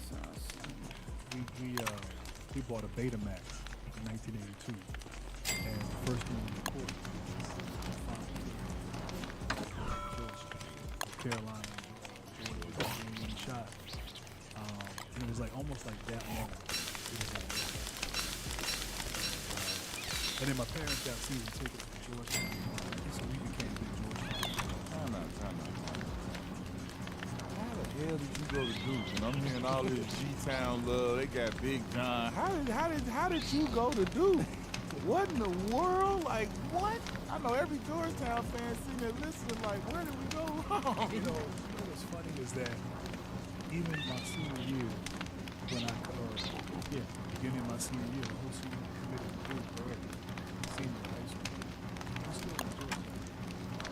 And so I think a couple things. One, and my mom just passed, and so God bless, her and RIP and all that. But I needed some distance. Like I'm an only child. Yeah, I'm an only child of two only children, and I felt like, man, my mom and my dad would be, in my dorm every day, and so I needed, distance. And so, obviously Duke, Coach K was a Chicago guy. He was up and coming. And because I watched that first game with Georgetown, Carolina, I became a Carolina. So those were the two teams I followed. But kind of Coach K kind of came in there, and just I believed him. Like one of the things that makes him great, we can get into it later, but his ability to connect with people and his ability to get you to buy in. And so much of coaching is buying in. And so, but I couldn't, I felt like, man, my parents, my boy, everybody just, it'd be, I needed some space. And I needed a chance to grow up a little bit too. When you were in high school, when was the year that you felt that you was turning the corner of, no, I'm not just the best player at my school, I'm one of the best players in the state, and I'm one of the best players in the country? So it kind of happened before high school. So I'm young for my grade. So I graduated high school in 90. Could have been 94. And so 13 and under, AAU championship. We were in St. Louis. And that's right. We were at Washington University. We were at Washington. We were there. And Chris Webber, James Rose, they were there with Super Friends. Alan Henderson, Gardens, like they had a lot of, so they all were rising 8th graders. I was a rising 9th grader.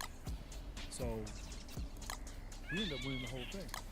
And I remember afterwards, the guy on my team, Jamie Moore, was like MVP, and his dad was the coach. He hit the game in late, so but I was kind of like hurt. So that was, and I remember my dad was trying to like, he won, but he also said I'm a little, feel a certain way. And so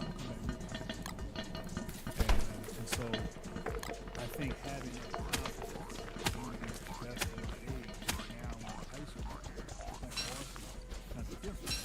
All those guys were playing 8th grade ball, that followed me. I'm playing high school, playing varsity. I came back the next year, 14 and under. And we were in Seattle, I dominated. And got the MVP, and we lost. We lost in the finals. And so that was like that period where I knew, okay, like with my peers, like this is real. You start getting recruited, all of that. But going into high school, having that momentum, it's different. Like young back then, like one tournament, you had people from different regions. We met. We won. How did that feel for you to be, like you said, your pop's an NFL player, like for you to be kind of like forging your own way and like starting to be noticed, like, you start to say you getting recruited and things like that. How did that feel for you as somebody who's growing up with a professional athlete dad? I think there's pressure. I think, your children might have felt it. It might have been more pressure for me if I played the same sport. Right. But, my dad, obviously, his career, my mom was, accomplished businesswoman. And so, you go through those weird middle school years, we trying to figure things out. And look, I didn't have good confidence, I stuttered. Like, and I think for me, I had to find my way a little bit at that time. And so, basketball was my, and it was a thing. Yeah, and here's the thing, I realized as a parent too, no matter how much money, no matter how many connections, how many resources you have, you can't teach hard. And you can't make it from your children, particularly in sport. It's the ultimate meritocracy. we go man on man. Like either you're gonna win or I'm gonna win. You know what I'm saying? And other industries, other walks of life, sometimes connections can open doors. But in sports, it's the ultimate. Like if you're better, you're better. Like that's it. If the team's better, then that's it. You shake your hand and move on. And so for me to like prove myself that I'm doing this independent of them, I think that was important at that period of time in my life. How was it? Y'all babies, man. I remember y'all came in the league, man. But how was that to see your name in like the streets of Smith and like see your name in all them high rankings and seeing them other names that you see up there, and you know you come from West Virginia, like to see your name up there with the rest of them, like how was that for you? You said street Smith. You all. These kids today, they don't know what that is, man. So like, I was as a fan, you're starving for anything basketball. Anything in the magazine, anything in the Black newspaper. and white. USA Today, you got a USA Today. Remember the All-American team? They had the photo spread in there. And then they'd have those preseason publications. And you'd read about them. I'd read the stories like, okay, this guy, I remember reading about Damon Bale. He was in my class. And it was like, he was like an urban legend. Everybody like they be from the other side of the it was like, country. you know, I've never seen Shay Cotton. Yeah, Oh, Kenny legend. Anderson. I remember like reading about Kenny before I played against him. And so, and then for me, there was Michael Jackson who was older, but then Dennis Scott. Dennis was in my hometown. And so Dennis was from wrestling. Well, he grew up in Maryland and moved over to wrestling. So Dennis was high school player of the year with Marcus Liberty. They were the top two guys. And so what Marcus Liberty. Marcus Liberty was cold. Yeah. He was cold. And but like, so watching Dennis go through it, and then just like being such a fan, and then all of a sudden like, man, I'm here. You know, I'm in it. I'm parade All-American, and, you know, 5-star Nike camp, like going that whole path. It was I wasn't even thinking about the NBA, man. Like, I mean, it just seemed so far-fetched at that time. It was like, man, I just want to make McDonald's. Yeah. If I get in the McDonald's game and get that jacket. biggest I got thing. something Like, going. how was it for you when you found out? Like, cause I know like our generation, that was like, now it's so many different things that could still be, you know, been embraced. They love it, but back then the McDonald's was the top tier, it. creme de la creme. If you McDonald's, you been stamped. You just stamped for approval. So how did that feel when you got that? Cause I know like me, you watched the years before when they announced the teams on TV. You get to see it. Like, how was that for you when you was in your moment getting your shot? It was great. Crazy thing is I played in the West. There were so many players in the East. Yeah. And so they had, and I was point guard. Like I played point So my I probably should senior take it year. here. And actually, You were 6'7". 6'7", 6'8", and Son of the point. so I could handle the ball. He's actually recruited me. He thought I could be a point guard. But no, it was crazy. It was in Indianapolis at the old Market Square Arena. Obviously, come up and play against them. Some guys are getting it. But it was like at that Turn point in that my on. life, it was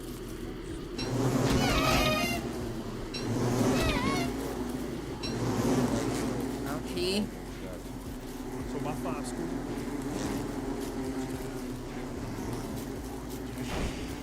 One of my kitties.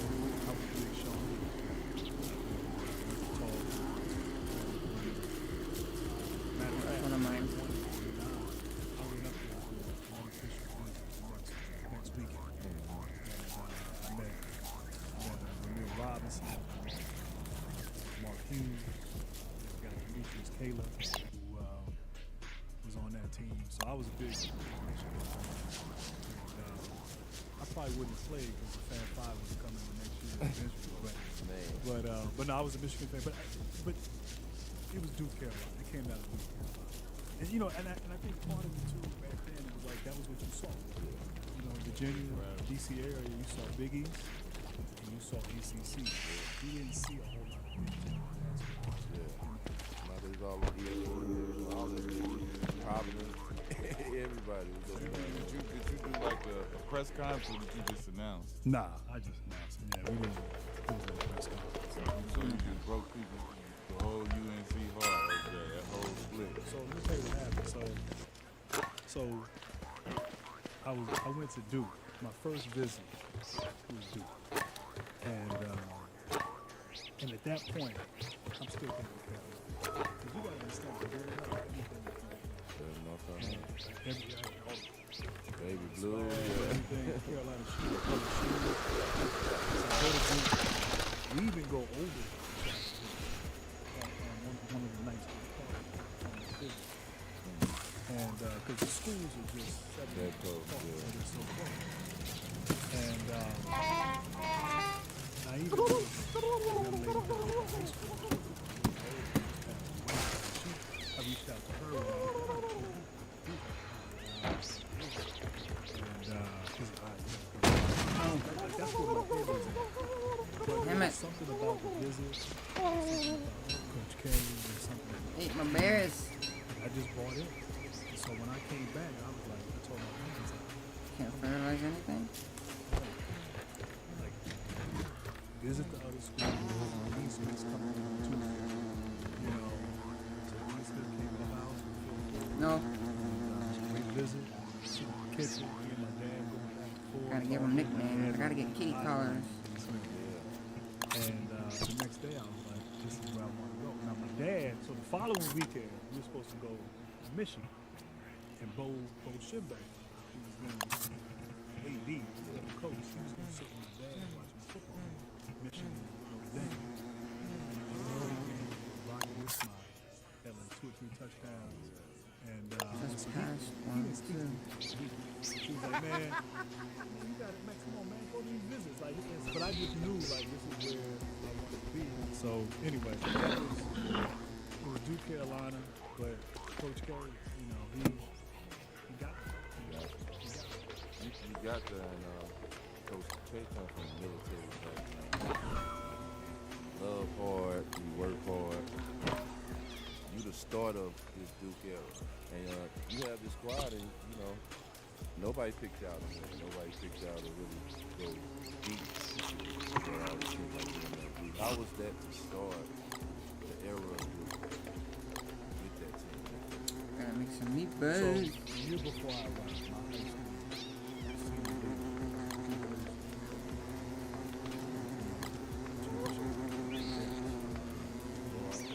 and they returned everything from that same team. Stacey Allman, Larry Johnson, Greg Anthony. You gonna try to eat my stuff, bro. He better not try to eat my stuff, man. Coach K puts on the court NCAA national championship. Like, I'm looking around the room, I I'm like, watched the game last year. I'm just looking around the room, I'm like, because like, we lose 3 starters who were seniors. Robert Rickey, Ala Abdelnabi, Phil Henderson. You got Leighton is going to be a junior. He's a good player. You know he's going to take a step forward. Early had an up and down. You got a bunch of role players and fine players.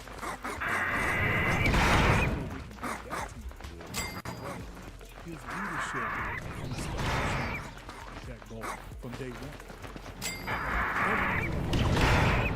It was only about winning championships.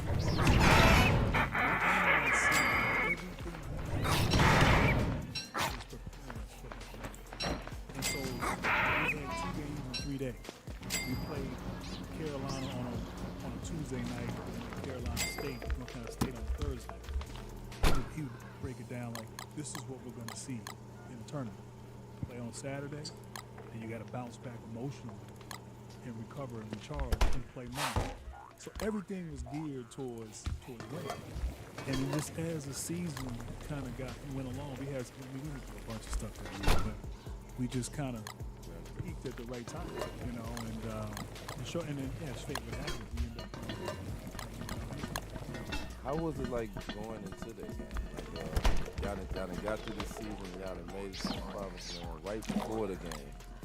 Y'all finna play them again, and you know what's going on now. But what was Coach K like? What made him motivate y'all to be so confident out there that y'all can slay the game? First of all, we had a whole week to prepare. So unlike the year before, we had 1 day. We had a whole week. We actually practiced 5 against 7. There we go. To the speed and the quickness and the athleticism of UNLV. They had their amoeba defense, and then I think one of the things, and I'm patting my own back here, but I think I was on the team, and so now I'm another ball head. I play power forward. I was, Larry Johnson's guarding me. He's not used to guarding somebody 6'7", 6'8", who could be a pressure reliever, who can bring the ball up. So now you didn't have Blake Anthony and Anderson pounding bodies early. We had another guy who could bring the ball up. So that helped us get into our stuff. And well, he just pumped us up. He pumped us up, made us believe. We went in thinking we could win. We thought we could win. Two funny stories. I One, think I'm going fishing tonight. so before we leave, I need to go find some of those. I gotta get my hair right. We go to the barbershop. Of course, back then I had the flat top. Yeah. So we go to the barber. I can find some of those cat We go to the treasures. barber, and our barber used to drink. He used to drink a lot while he was cutting hair. He didn't think anything of it. He cuts Tony Lang, my roommate. He cuts his hair. And Tony had like a ball fade back then. And then I get in the chair, and so the mirror.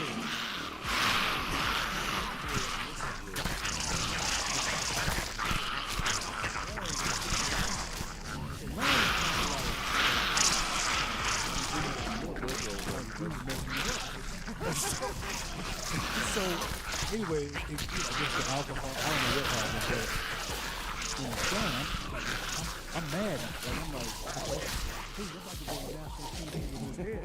And I didn't want to pay for it. And I got mad, I got Lang's laughing.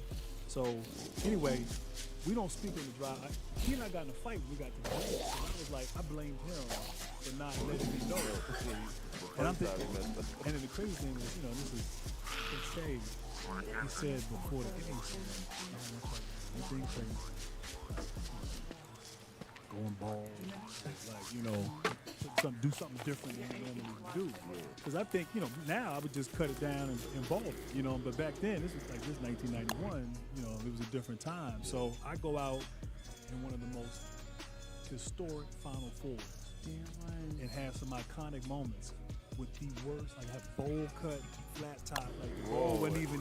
It was just. So when you see it. So when I see that, I'm embarrassed. I can't even watch those games because I just think of that story. Now everybody gonna be looking at it. Oh, the hair was terrible. Talk about the pass, the perfect pass. To Leighton.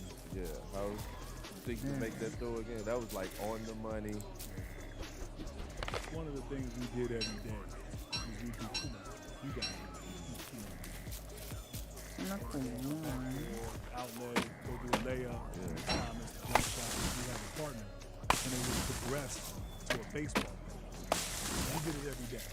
And so I would, I'd talk fast. It's in the gym. So I could throw the ball and person run down the field, catch it in stride, lay it in. So I think coach knew in that moment. And I was the one that could make that pass. We had a game, we lost 2 games that year in '92, and one of them was the Wake Forest. And we had a play where, similar play, but they put 6'10" Trelawney Owens on it. And I threw the ball off the curve, and led it down to the sideline and stepping out of bounds. So I remember after that game, I was like, if I'm ever in that situation again, I'm just going to step back. They can be, the fence can be standing, whatever, but if you step back, it just gives you more room. And so when I came out of the huddle, and they didn't have anybody on me, I'm like, I got it. I'm going to do my part. I'm going to do what I got to do. And thankfully, Christian was,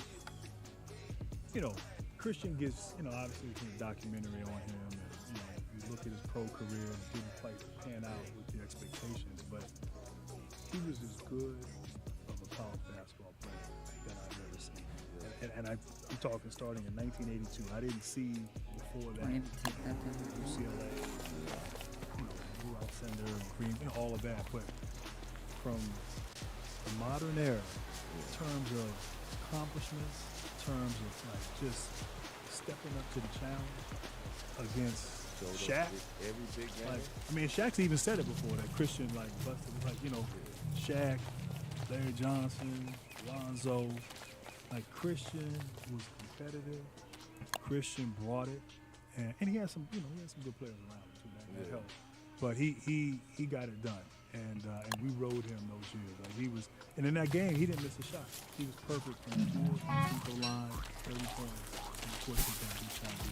Tell me this, everybody, knows and he's talked about it's one of the biggest rivalries in sports. Like, what was it like your first time as a freshman? Like, what was it at Duke when you guys first got a chance to be a part of this rivalry? What was that like? Let me tell you, before the game.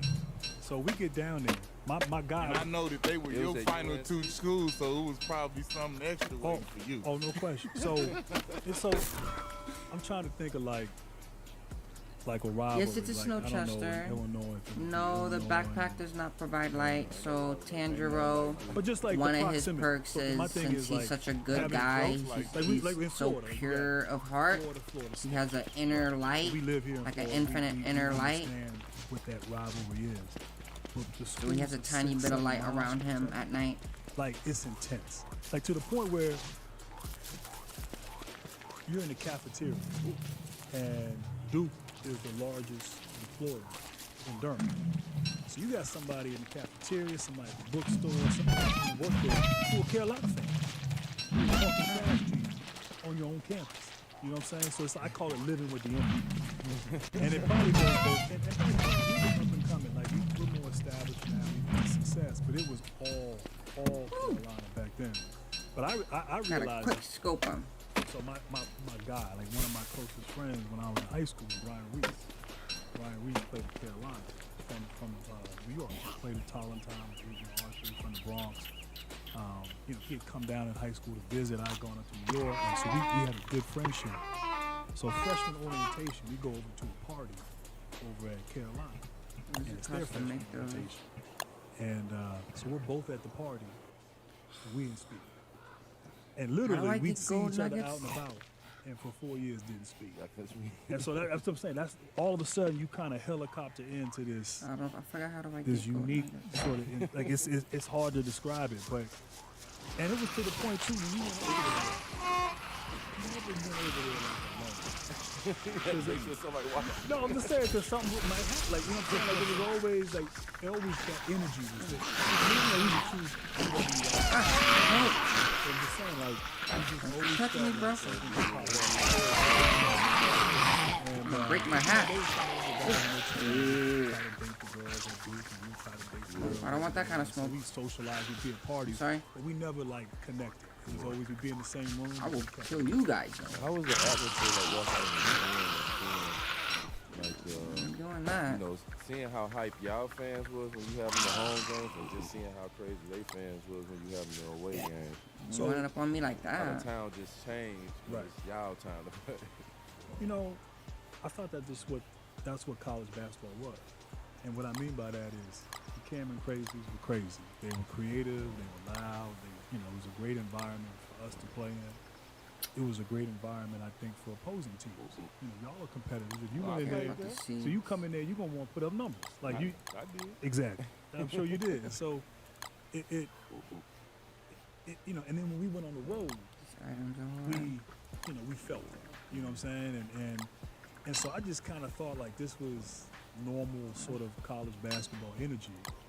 And really the reality it wasn't. And also too, I think what was happening, Duke has become a really good team. We had good success. There was the private school. So I can get one, man. White players. So like it was an interesting time.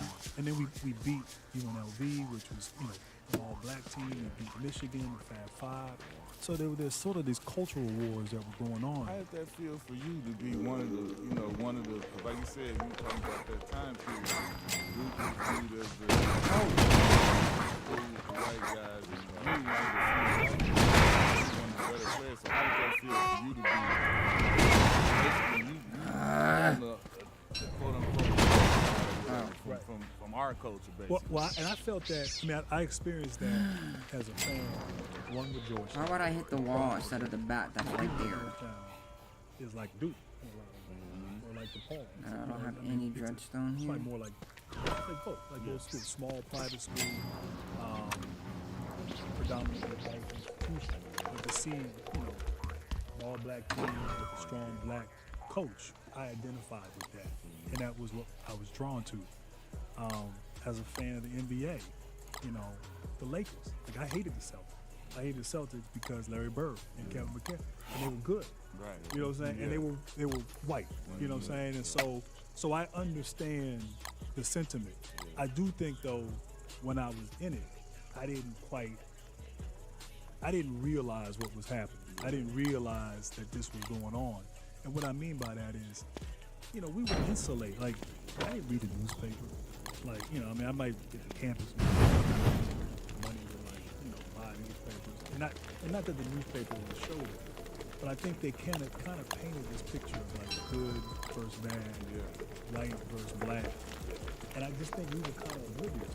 To my point, everywhere we went, we were hated. And every time somebody came to see us, they were hated. And so I think there was a part of it. I mean, this may sound like I'm pleading ignorance, but, and then when I would go out, like Durham, you know, there's a real sort of rich African-American history of Durham. Durham was that city where in North Carolina, if you wanted a job opportunity, you came to Durham. You know, in D.C., they built I'll put X in it. the foundation of the basketball in D.C. Dawkins, King, I'll put X in there. myself, these guys, DemonSlayer. So at home, everybody showed Duke love. You know, at least they showed me Duke love. You know what I'm saying? And then in Durham, so I didn't feel that, but I get it. I understand it. So I was oblivious to all of it in a lot of ways. You know, we just trying to win, we played, we were having fun.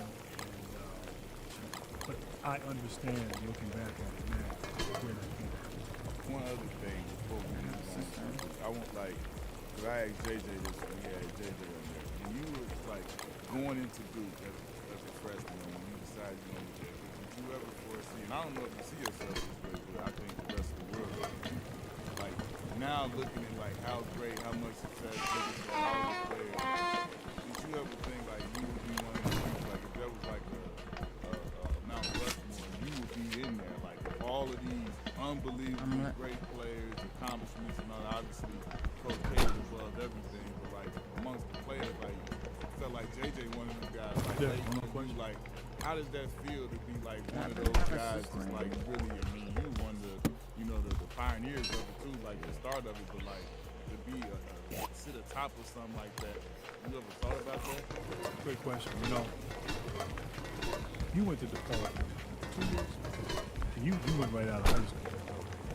I admire what you did, and the reason, and I'll explain why.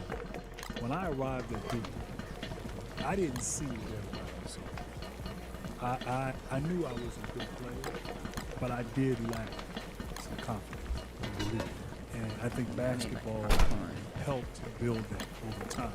So I didn't come in thinking I was going to do work.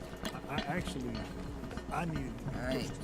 I needed Going to bad, push bad. into greatness, if that makes sense. And so, coach pushed me, gave, you know, and I said this, and it may come across the wrong way. I said it at the Hall of Fame enshrinement. He was one of my presenters, but like, you know, and this time it may come across the wrong way, but he gave me permission to be, like, it's okay to be great. And I think I wanted to fit in. And so sometimes to be great, you got to stand out. And I struggled with that a little bit. So to answer your question, I far exceeded. Take it with me just in case. I never. It goes bad, it goes Jersey bad. time, like I wasn't even forget about the NBA. Like, I wasn't even thinking about the NBA. That's why I say I marvel at you. Like, hey, I can do this. And I'm gonna do it. I needed to grow into that. And by the time I left college, my senior year, where now it's on me. Couldn't hide behind Bobby. Couldn't hide behind Christian. Now I'm the leader. I'm one that's responsible for getting all of us, to the mountaintop or whatever. And we lost that year to Arkansas. Scotty Thurman did a great shot against us. But that year, that experience, and the cumulative 4 years prepared me for the expectation and the pressure that comes with being a top pick. How was it like at the draft? Okay, Like so your mother, your father, where like, is my penthouse? all they want from you is to have a goal, a dream, or something that you want to do. And your father was a professional athlete, and It's 6. now they get to see their son at the draft becoming a man, taking another step up in life, and gonna play with the men now. Right. Like, how is that for them to see 6. your father and your mother just excited for you and what you are? You know, I never really asked them that. I think I get a sense just sort of having gone through Nope, it with them. I'm not doing that. You know, Leave that right I here. mean, it was an incredible ride. I think they enjoyed every minute. Okay. You know, and in high school. I'm just gonna go and fishing college, tonight. I think, Shut up, you know, go it was a fishing. little bit of bittersweet at that moment because I think they realized that, yes, You know, my now food is I'm going totally into ready. this. I'm a man. I'm no longer on payroll. Definitely take care of yourself. Man. I mean, you know, but all of the good that comes with that, but then also it changes when you change. Doesn't matter. Parents almost involved, you know, like in college, the parents are like, you know, high school, and so Got my you know, sanity. and for me as a parent, nothing gives me greater joy than watching and supporting and following my kids and watching them in their sports. Like I got a soccer. I'm sitting on the video. I'm like, I'm sitting, yeah, I'm like all into it. Then I got another daughter. I never thought I'd get in it. Like now, I'm watching fights with her. I'm taking her to Vegas. Like, and so, you know, having gone through it, and not that they're still young. You know, I get mad at me for saying this, but like the MMA thing, like Damn it. you're conflicted about. Yeah. Because you're like, if she loses, it could be really scary. Thankfully, she hasn't lost yet, and hopefully won't lose. But if you lose, it could be serious. Yeah. So you don't want them to lose. Yeah. But if they win, they want to keep doing it. Yeah. Yeah. And so it's like, Yeah. you know, that's not, you know, as my wife says, you know, you make plans and God laughs. But as a parent, yeah. So I can only imagine my parents, like they just, and you know what? To be able to share the journey with them, the ups and the downs, because there were some downs too. But that moment, like that was a surreal moment you guys experienced, your guests have experienced it. And it's almost like you feel like you, like, man, I made it. Yeah, right when you shaking his hand and you looking off into the crowd and the cameras flash. See which one. I made it. Drafted to the Pistons, number 3. Starting to get cold. Number 3. Where's my Number thermostat? 3 board. You know, you get drafted to the 18, Pistons, I'm and you know, like you're a fan of history. You know, the Isaiahs and the Joe Dumars, they won in an era where nobody gave them a chance Put to it win next in the Larry to- Bird and Magic Johnson era. But Oh. like I say, your idols become your rival. I remember my cousin telling me you can't be a fan no more. And the way you started that season off, you definitely wasn't no fan no more. Cause I see how you shook Scotty up, but how was it like your first year being there and seeing like the guys that you dreamed about playing against or playing with, I'm gonna grab a drink. and now, like you say, it's all on you now. You don't have the late nerves or nobody to kind of give you that push in front. Even Isaiah and Joe Dumars and them was on their back end, like you right in and ready to go, and they wanted you, the organization, the town wanted you to go. How was that to have that pressure and to be ready to go and to, you know, test your might? Yeah, no, that's a great question. I think, so it was a bit of a transition period for that franchise. You know, the Bad Boys had great success. They won. They kind of were declining. Lambeer retired mid-year the year before. Isaiah retired that summer I got drafted. Joe was still on the roster. The year before they drafted Lindsey Hunter down in Houston. So I was next up. So it was almost like you feel like a transition was occurring.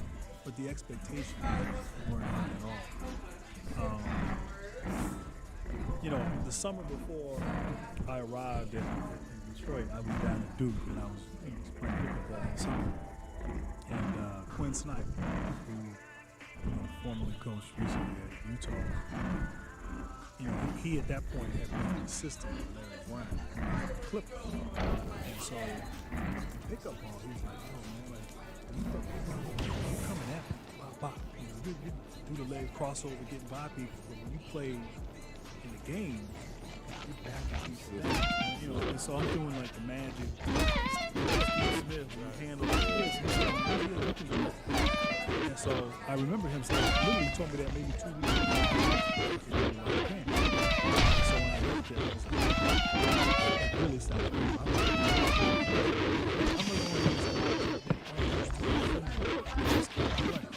So my first, like, I came in and, you know, like, I don't know, 20, I mean, I don't remember the game, but I've heard about it because I think Paulo did something similar recently, but I had like 25, 10, and 5, like just, and I was able to just get to where I wanted to be.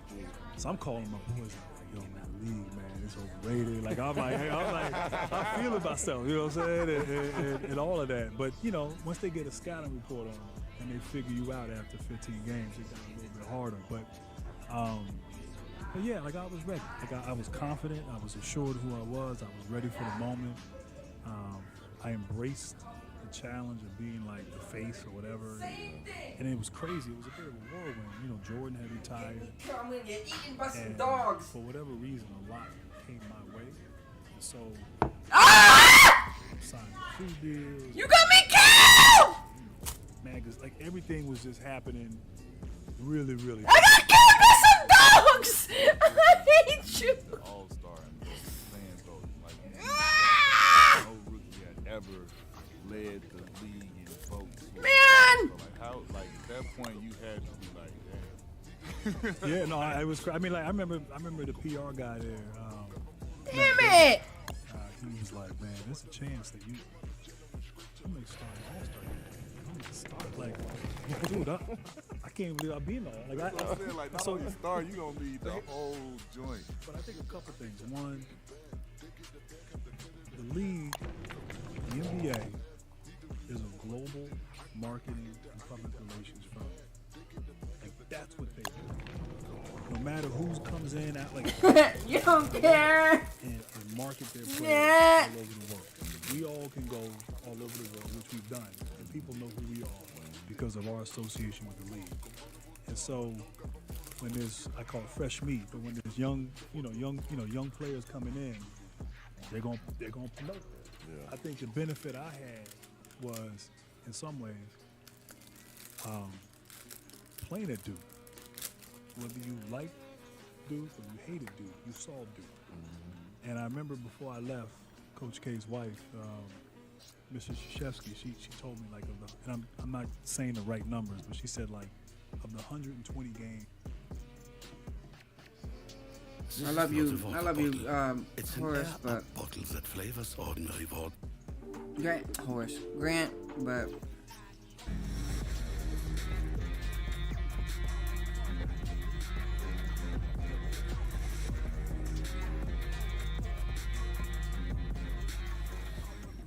Welcome back to Gil's Arena, presented by Underdog Fantasy. What?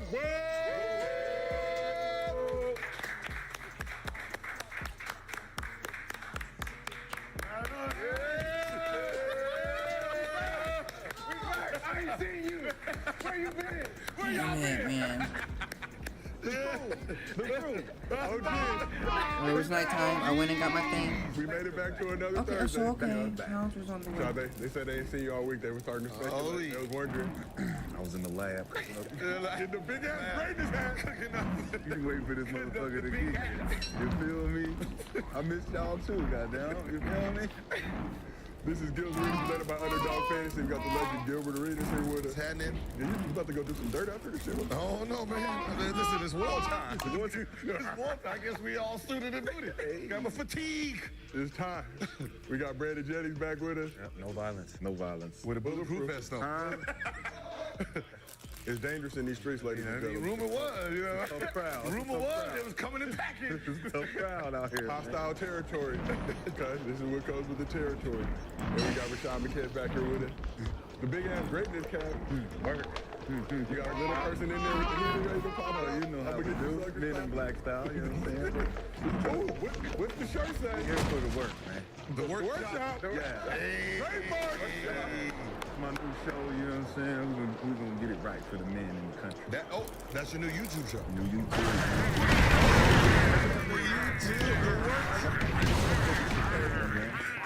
Signed up. OnlyFans, Fancy. Okay, I love it. Okay. Black Men's Magazine, we taking it back to Jet. Okay. Jet, they're gonna put the link in the chat and on the show. Link in the chat. Go ahead, follow the workshop, get your minds right. I got dollars on deck. I already know. We're doing count. Oh, you bring it up? He's bringing back the old files. Candy, this big. I'm telling you. So here's what we got cooking in the arena today. The in-season tournament semifinals tip off tonight. But who winning the chip and what should they do with that $500,000 prize for winning it? Zach LaVine is expected to be sidelined the next 4 to 5 weeks with a foot injury. But has he played his last game with the Bulls? That's an interesting timeline. We'll get into that. And Xavier Tillman, friend of the show. You saw him this summer at Good Winning when we were in Vegas. He is pulling up to talk all things Grizzlies. And You gonna pay him in the studio? He's got a basketball season to worry about. Oh, I was gonna say, man, they ain't pulling Put it up on Zoom. Same zooming in. He's zooming in. Zoom in, baby. Talk about the Grizzlies and the impending return of the franchise player. I need to put something out there. Listen, when people ask for active players on the show, the time right now, all West Coast teams practicing right now. Right? This is why the show is at this time, because this is when we went to practice, so this is when we get our aggression out, right? So it's easier for ex-NBA players to cope with this vibe. So it's going to be hard to get active players in real time on the couch because they will actually be in practice. So most likely we'll never see a Laker here, we'll never see a Clipper unless they just wasn't in practice that day and it was home. Just so we understand that this is our practice time. So while they're practicing, we practice. Just understand. It was theory behind it. No excuses, LeBron. You got to pull up. I don't care if you KD. I know you know LeBron's game. Practice? You gotta practice. Y'all don't practice tonight. You know all the way back. You ain't really pulled up, right? Didn't even live around the corner though. But like if you notice, most of the players who do come, they come like midway through because they just finished training too. And then they have an off day during the season. You ain't really trying to Stop ducking the smoke. No excuses. Bring y'all ass He know over damn here. well his ass to be training right now. I'm about to say during the off day, I'm not doing nothing. Gil, for teams in town and the players like Coach, I got to come on Gil's arena. Coach should be with it. No, I mean like somebody like we should be able to get PJ Tucker. Come on, I I don't gotta even ask. see a. Oh Lord. Doing shots? No. No, I love PJ Tucker. That nigga got a whole house just for shoes. He different. Like when he first started, I was like, what's the point of this dude? Like he don't do nothing. Nah, man, there's no. His value. He's a North Carolina. Like he- man. He was Lil Barkley.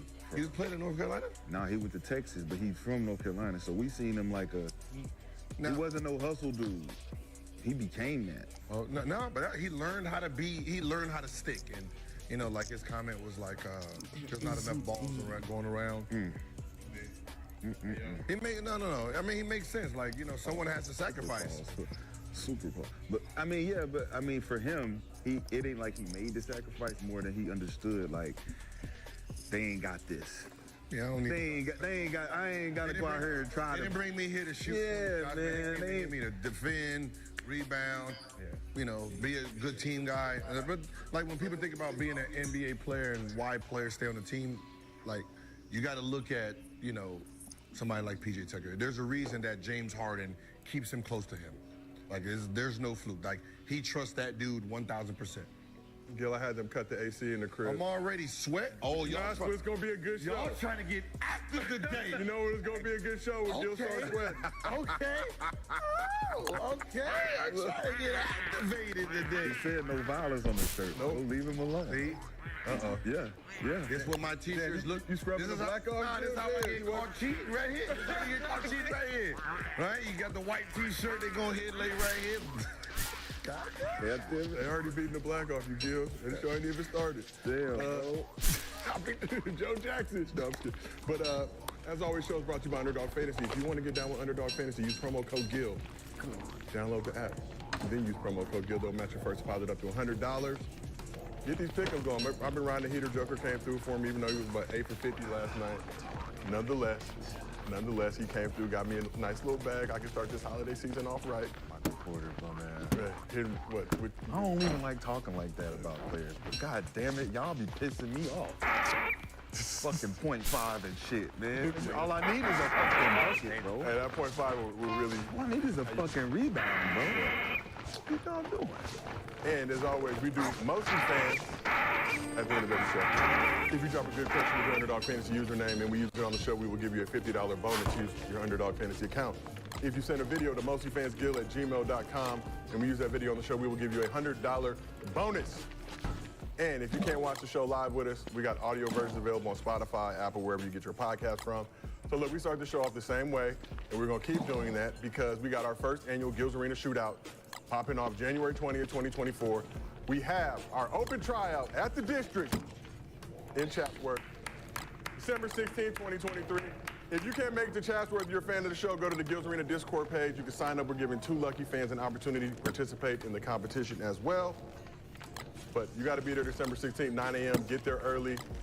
It's going to be a packed event. We got security, we got food trucks, we got snacks, we got some bucket getting. Security!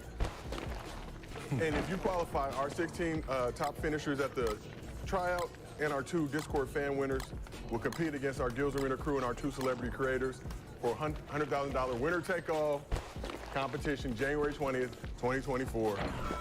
Gills Arena Shootout. If you want to pull up to the District on December 16th, though, the address is 19851 Nordhoff Place. You know 104 Chatsworth, California.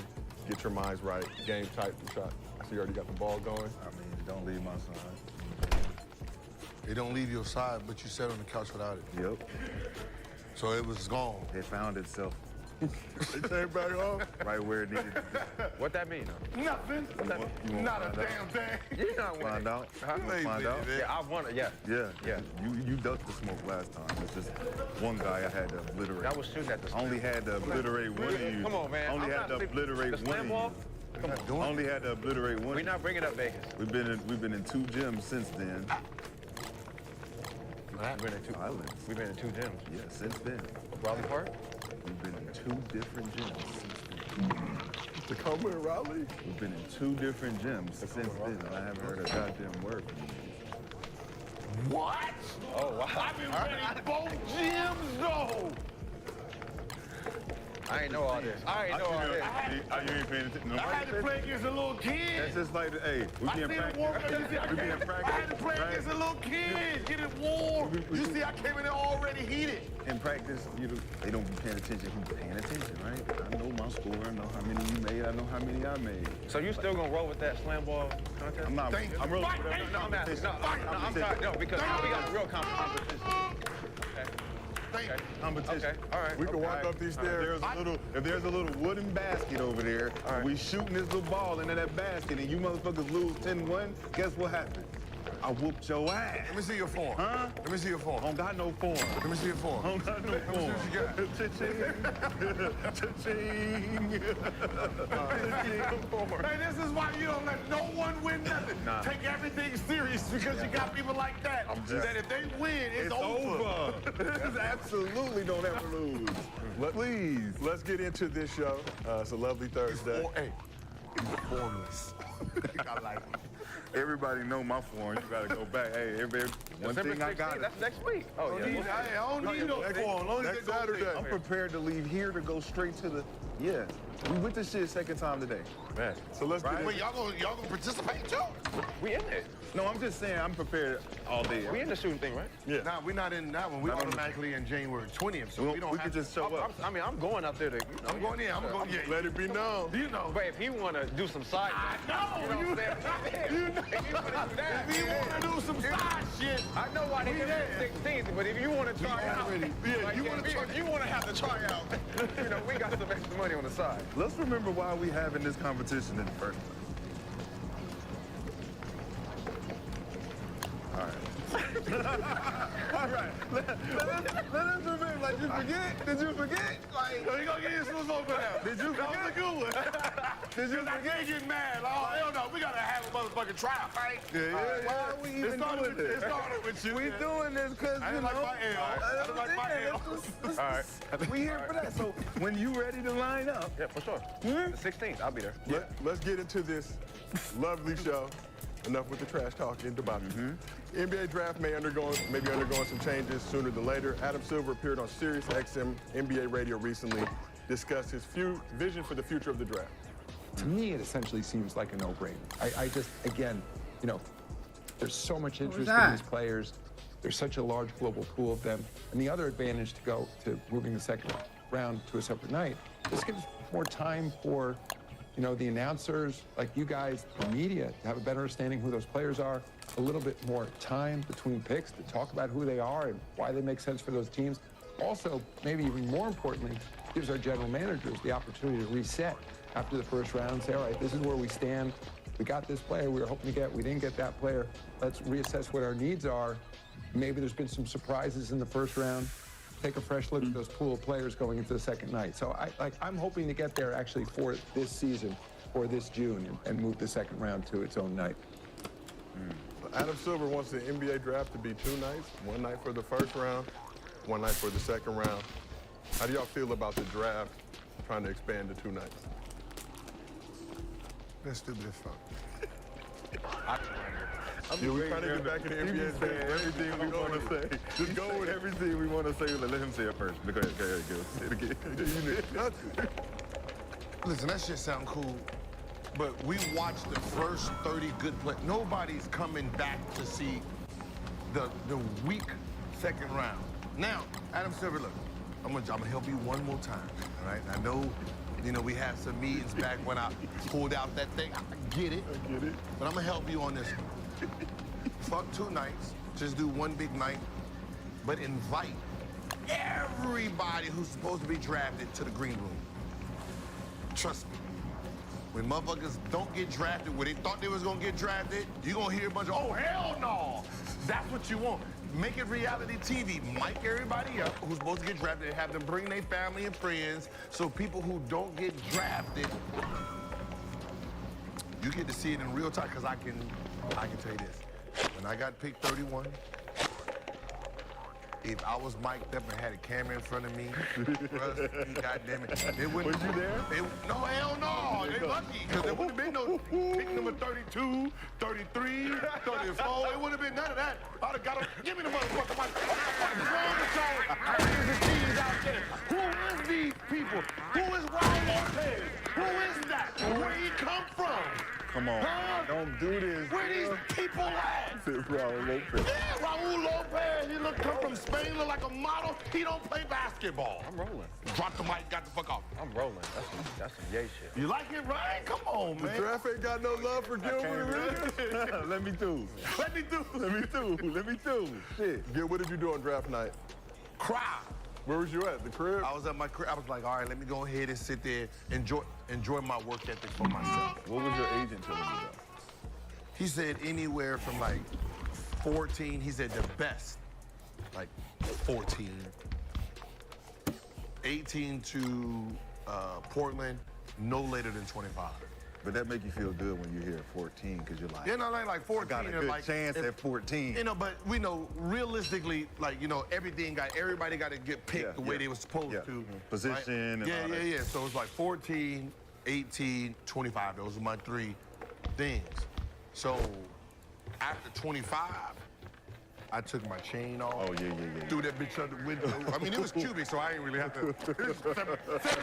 Back of the magazine? Back of the magazine? Window. Man, $7 grand back. that's a lot. I'm on That's a $7 grand fucking back. lot. Goddamn right. Yeah, but I was. This is the gemstones. Them But back then it was it was an NBA thing, and it was like I was an NBA player, and this is not how an NBA player felt. So that's what I'm saying. If they had me that day, trust me, it would have been ratings. If you're looking for ratings, that's what I'm saying. All those players that make them all come mandatory. If you want to be drafted, everybody must be in this building. And trust me, you're gonna see the crying, you're gonna see the fight, you're gonna see whatever. So you should do So I like the 2 days. So you should do the first 14 days. So lottery. So only lottery. So only lottery the first day, right? And so even if you are invited, and another rule should be so the first day is only the 14th, and even if you are invited to the green room, you still got to come. Yep. So if you don't get picked, you still got to be there. Hey, do they have to wear the same suit for both? Hell no, they got I'm just saying, no, make them come back in the same shit. And the kicker on this is you have to show up to the draft.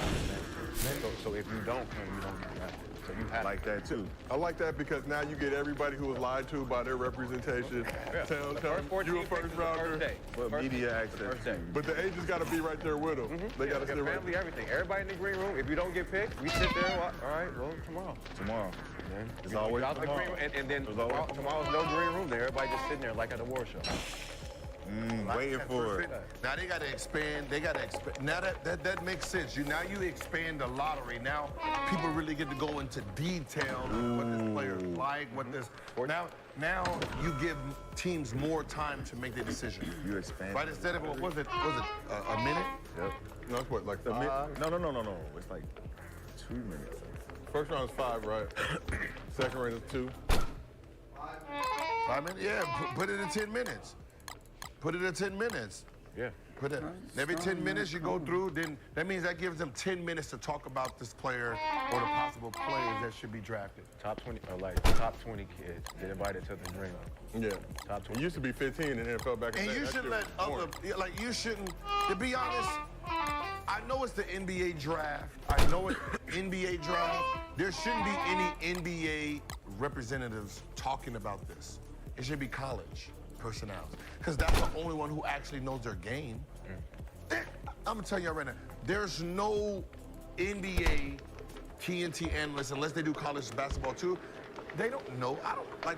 You told me to do. They do March Madness, Gil, but I know your somebody point. told me to do March Madness, like big March Madness events, and I said this. I don't know shit about them sorry ass niggas. And I'm just being honest with you. Right. I can go up there, look at a couple names, and then think it, but I'm not gonna wait. I'm not gonna do you this justice. I don't know none of them. I don't watch JV. I watch the varsity and the varsity only. So if you have someone like me telling you about this player, I don't know shit about him. If you watch those events, you realize that the people who do don't know shit either. Exactly. So you might want to go up there and That's what I'm saying. That's what I'm saying. You should have the Dick Vitales and all those guys. Like Jay Billis putting these guys into the NBA. They should be the ones letting us know, letting the NBA know, letting the fans know who these guys are. Versus the NBA just making up shit. Yeah, but what if they come from overseas though? Come on, shit, people. I don't like that. Speaking different language. Already do though. They kind of already do that. They Billis, Dick Vitale, and you know they announcing that night. Well, Jay Billis is there. Jay Billis. He's usually there, and Andy Katz is usually there. Sometimes he's speaking on the other side. There's some melanation in there though. I mean, when you talk about extending the draft, what do you mean by that? 2 days. When you said like like extending the making it longer, right? Minutes. No. The lottery. Extending. No. Like if you extended it past 14. No, just 14. No, just 14. But instead of 5 minutes, 10 minutes. So do lottery one night, then back half of the first round and second round the next night. Yeah. No, that's all that in one. That's both. Then that's like 5 minutes to 2 minutes. So what happens if you extended the lottery picks actually being to like 20? Don't booby boo. 2 minutes. 14. Because you're gonna do 2 days, right? Right, 2 days, right? So the second round goes up until when? It's still 60? No, it's still 60 picks. 60 the picks. first 54. day, 54 first day that's what I'm is saying. just- So if the you first do day is 20 lottery picks. No, you want to do 14. But what is a lottery pick? Like what is the The top 20. The top 20. The bottom 14. But what I'm the bottom 14 teams in the league compete for the lottery. First round. Unless it's Wemby, you know the Spurs is getting it. Like AAU, right? They have it's like a 5-star. 5-star stops at what? Yeah. You said 5-star stops at what? This stops at like 20, 24. I think I sat there discretion, but I'm not 20, sure. I think it stops at like top 24. You're considered a 5-star. 25 to 100, you're 4-star. Right? So Lottery, I mean, it depends on how you want to do it. Lottery, top 10, top 12. I mean, the way they do it now is fine. I like 14. They should just stop it at 14, and then from 15, Well, what happens 15 is to 30 the next day. It extends the talent pool based on numbers that you're drafted at. So if you're drafted at 15, you're considered second round, right? No. No. You can Still the first round. You're still the Nah, first booty. round. You're out of the lottery, my bad. Yeah, you're out of the lottery, Yeah, you're right? not lottery. So it's top, what is it, top 20, what's the end of the first round? Sometimes 30, sometimes 31. No, it's 30. 30? Yeah, 30. It's round, only 30. 60 picks. It's only Unless 60 you picks. get a pick taken from you by the league or whatever. Unless you get a pick taken. Right, so the conversation now is like, all right, if you extend it to top 20, it allows those top 20 players to take other moves because now they're considered still lottery. If you're going to switch it to 2 days, You can't make it. You can't make it it. got to be entertaining. That's why And the the entertaining part is it being more lottery picks because now it's like 15 and on. After you get picked 14, it's like, oh, I was in the lottery. Oh, I made it. It's like, it's 6 more picks. Yeah, I mean, yeah, but that's tomorrow. But to be 14, that's what everybody knows. To be the first 14, that's what it is. Like, there's 20 guys in there. It's just, hey, five. Like that first day should be able to celebrate by themselves. I like that even though if they waited for tomorrow, they would be the highlight of tomorrow's day is that first 5. I mean, maybe, yeah. That would be the highlight entertainment reel of it. Is the We gotta next wait 5. till tomorrow. That's Super. what Yeah, to see who the next Maybe. 5 is still in the lottery. Gotta You give guys me said some. green room full of players. Like I just like the Some of green that room. rhubarb. Make sure everyone who's supposed to get drafted, who thinks they're gonna draft it, everyone must show That up. booty booty. So green room full of players. What about a separate green room full of work representatives from each city to get Booty their booty reactions? funk. Man, be speaking my language. Just I workshop. don't know. Listen, I doing, mama? can guarantee you this. At 31, there was no work. I was not looking at no work. I don't know who. My phone was thrown. We're all That work booty on. stink. Y'all was in New York, right? And I was in Santa Monica. You drive what? You what? I was in Marina Del Rey in my condo, hot. You was avoiding the work then. I was hot. Don't nobody want to see no work going on. Nobody else no work. I'm in. If you the top 3, 5 picks and you went where you thought you was gonna go, oh yeah, work. Let's just say you were supposed to be 2, and your ass went 5. I'm trusting you ain't happy. But I'm one of the ones. You ain't happy. You better get on board. I'm one of them. So let's keep this thing moving. Silver also addressed the CP3 and Scott Foster situation in the same interview. Scott is one of the most respected NBA officials, one of the highest rated NBA officials, which is why he referees in our finals game. Of course, Chris, track record speaks for itself.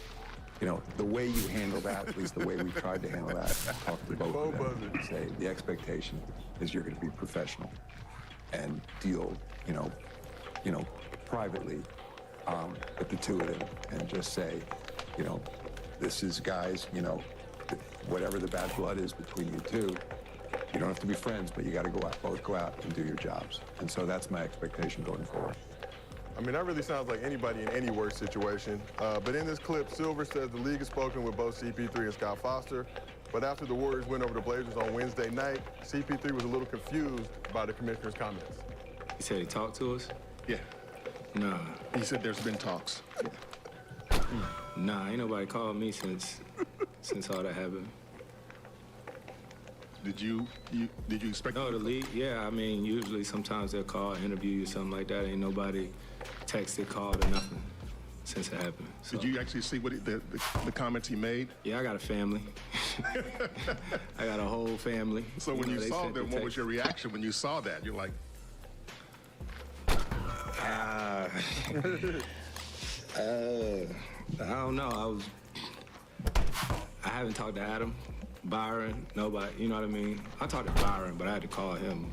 He didn't call me, so, yeah. I don't know, it's weird. Yeah. You expect anything to change? I don't know, ain't nothing never changed. You know what I mean, as far as that. That's what happens when you part of the union. The shit you want to say, you can't say. Yeah. Y'all you know what I mean.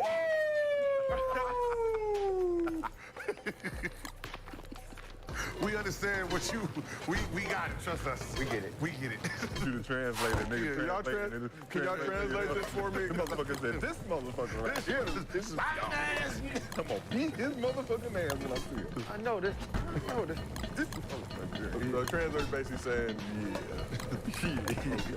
yeah. So is Silver just protecting the refs like he should, or is this a deeper situation than that? Protecting his league. Yeah. I don't gotta like each other, but goddamn it, He protecting his league. So then, I mean, this goes back to the same question we keep asking. Does Scott Foster need to officiate any more CP3 games? Like, if there's a documented beef between two dudes, y'all know y'all don't like each other for whatever the reasons are. Man, get his ass up out of here, man. 20 times against one player. He wants to go to the finals. Just know Scott Foster will be He gonna wait for you. He's be in one of them games. So y'all might as well lose to the Lakers again in the first round. Y'all got plenty of refs. I don't give a fuck how respected he is. They got plenty of refs to go around. Not for what he needs. That's his guy. Hey, this is my guy. He come through in the clutch. Come through in the clutch.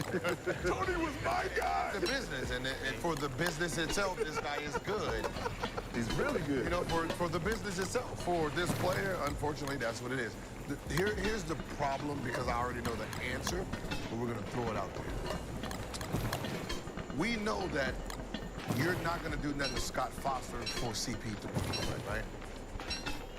You're telling both players that you're telling both people to do their job. One is doing his job. He's showing up every fucking game, and the other one, Scott Foster, is not doing his. He's not doing his. This becomes a personal thing for him, and he's letting everyone know this is personal. He's letting the whole league know. He's letting Chris Paul know, motherfucker, you have no chance of winning. So one is coming to work, one is not. Now, you don't want to take Scott off of CP games. CP, how about this? Stop playing games Scott Foster's reffing. Now, the question becomes, how long before Adam Silver tries to find Chris Paul for missing those games? Wow. Well, he probably won't now, because it's probably towards the end of the It don't matter. But Scott Foster's gonna have at least 4 or 5 CP games this year. So if he decides to sit all those games, I guarantee you the league steps in and tries to penalize Chris Paul for missing these games, knowing damn well if he plays the game, he knows the result. So he knows the result. Like, why am I gonna walk up into this ass whooping? This is an ass whooping. But let's take it a step further. It's a lose-lose. Yes. I'm sitting. I can tell you this. I'm sitting down now. You sitting down? Yeah, I'm sitting down. Sitting down. Oh shit! Hey. Oh wow! Right before the game. Like, as soon as you come in, you walking good though. Then they hand you the lady who reffing tonight. Scott. Because I can tell you this. Because at this point, I'm gonna prove a point. Chris Paul, it's hey, you are a winner, right? And we already know when someone is vindictive, we know how they think. If you miss the game, what he's gonna decide to do is still stick it to you. He's gonna let your team win without you. We already know how that works. Oh yeah, see, this could have been you. Hey, woo! They won. You wasn't on the court, right? That's what you do. They're gonna try to get you either way, so he gonna let your team win, which gives you the team win. Reverse psychology on it. I'll take it a step further. If you get Steph to commit to it. No, they ain't gonna win if Steph ain't playing. But my point is like, yeah, we're not gonna national TV game, Foster officiate. We're gonna go ahead and take For it. Adam to get up there and do all that, say all that, and really like act like CP has some type of hand in it, like, oh, it's both of them. Yeah. It's like, that's so, it's like you said, if you're gonna protect the refs, do it in a way where it's gonna be beneficial to the game. Like, you're not rewarding the refs by not penalizing them for the bullshit. We've seen more bullshit ref-wise this year than I think we've ever seen. It's been like everybody. But he's looking at it as like CP's just another player. So But that's what I'm saying. So they looking at it as anytime any player come through. Well, you're gonna be here. And they've done that. They've done that through the years with everybody. They've acted that way, but Like people will say like, yo, that's horrible advice. No. It's not horrible advice. If you want change, you have to change. Right now, CP is showing up 17 games. Yep. He's capable to play, prepare 17 games to try to win that game. The ref himself has came into this game knowing he's gonna rig it. Show this man, I don't like you, and I'm gonna fuck you up every single time. Allegedly. Whatever. Whatever. Right? The result is the result. If you say allegedly, you can say whatever you what want. I'm saying, I don't care. That's true. Yeah, it's true. I don't care how we try to phrase it or whatever. 17, we see the outcome of these games of what he's doing, right? So we can confidently say, all right, he's on some bullshit, right? We can say, you're on bullshit. Now, the only thing to do, if I don't want him on my games, I have to boycott it. Yep. Me showing up to work, I'm not being treated fair. Yep. This is technically, this was the work, if this was a regular workplace, this would be considered a lawsuit. You're putting me in a stressful environment. I'm being put in work for a guy you know that don't like me. You know he's not gonna give me the benefit. He's not gonna be fair. He's not gonna do this. You're putting me in the workplace knowing the outcome already. We know the outcome. That's a lawsuit. In what I'm saying, in a regular workplace, if we told you, hey, I know y'all got beef, you still gotta go to work with your boss, knowing your boss is gonna put you through the ringer. Yep. That is a lawsuit.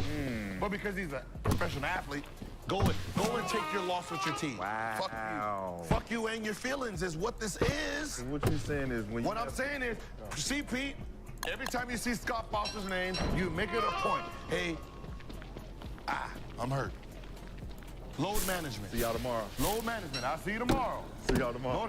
Eventually, what's going to happen? Media's going to be like, hey, man, Chris Paul has missed the last 3. Now it's, hey, Chris Paul has missed the last 4 games against Scott Foster.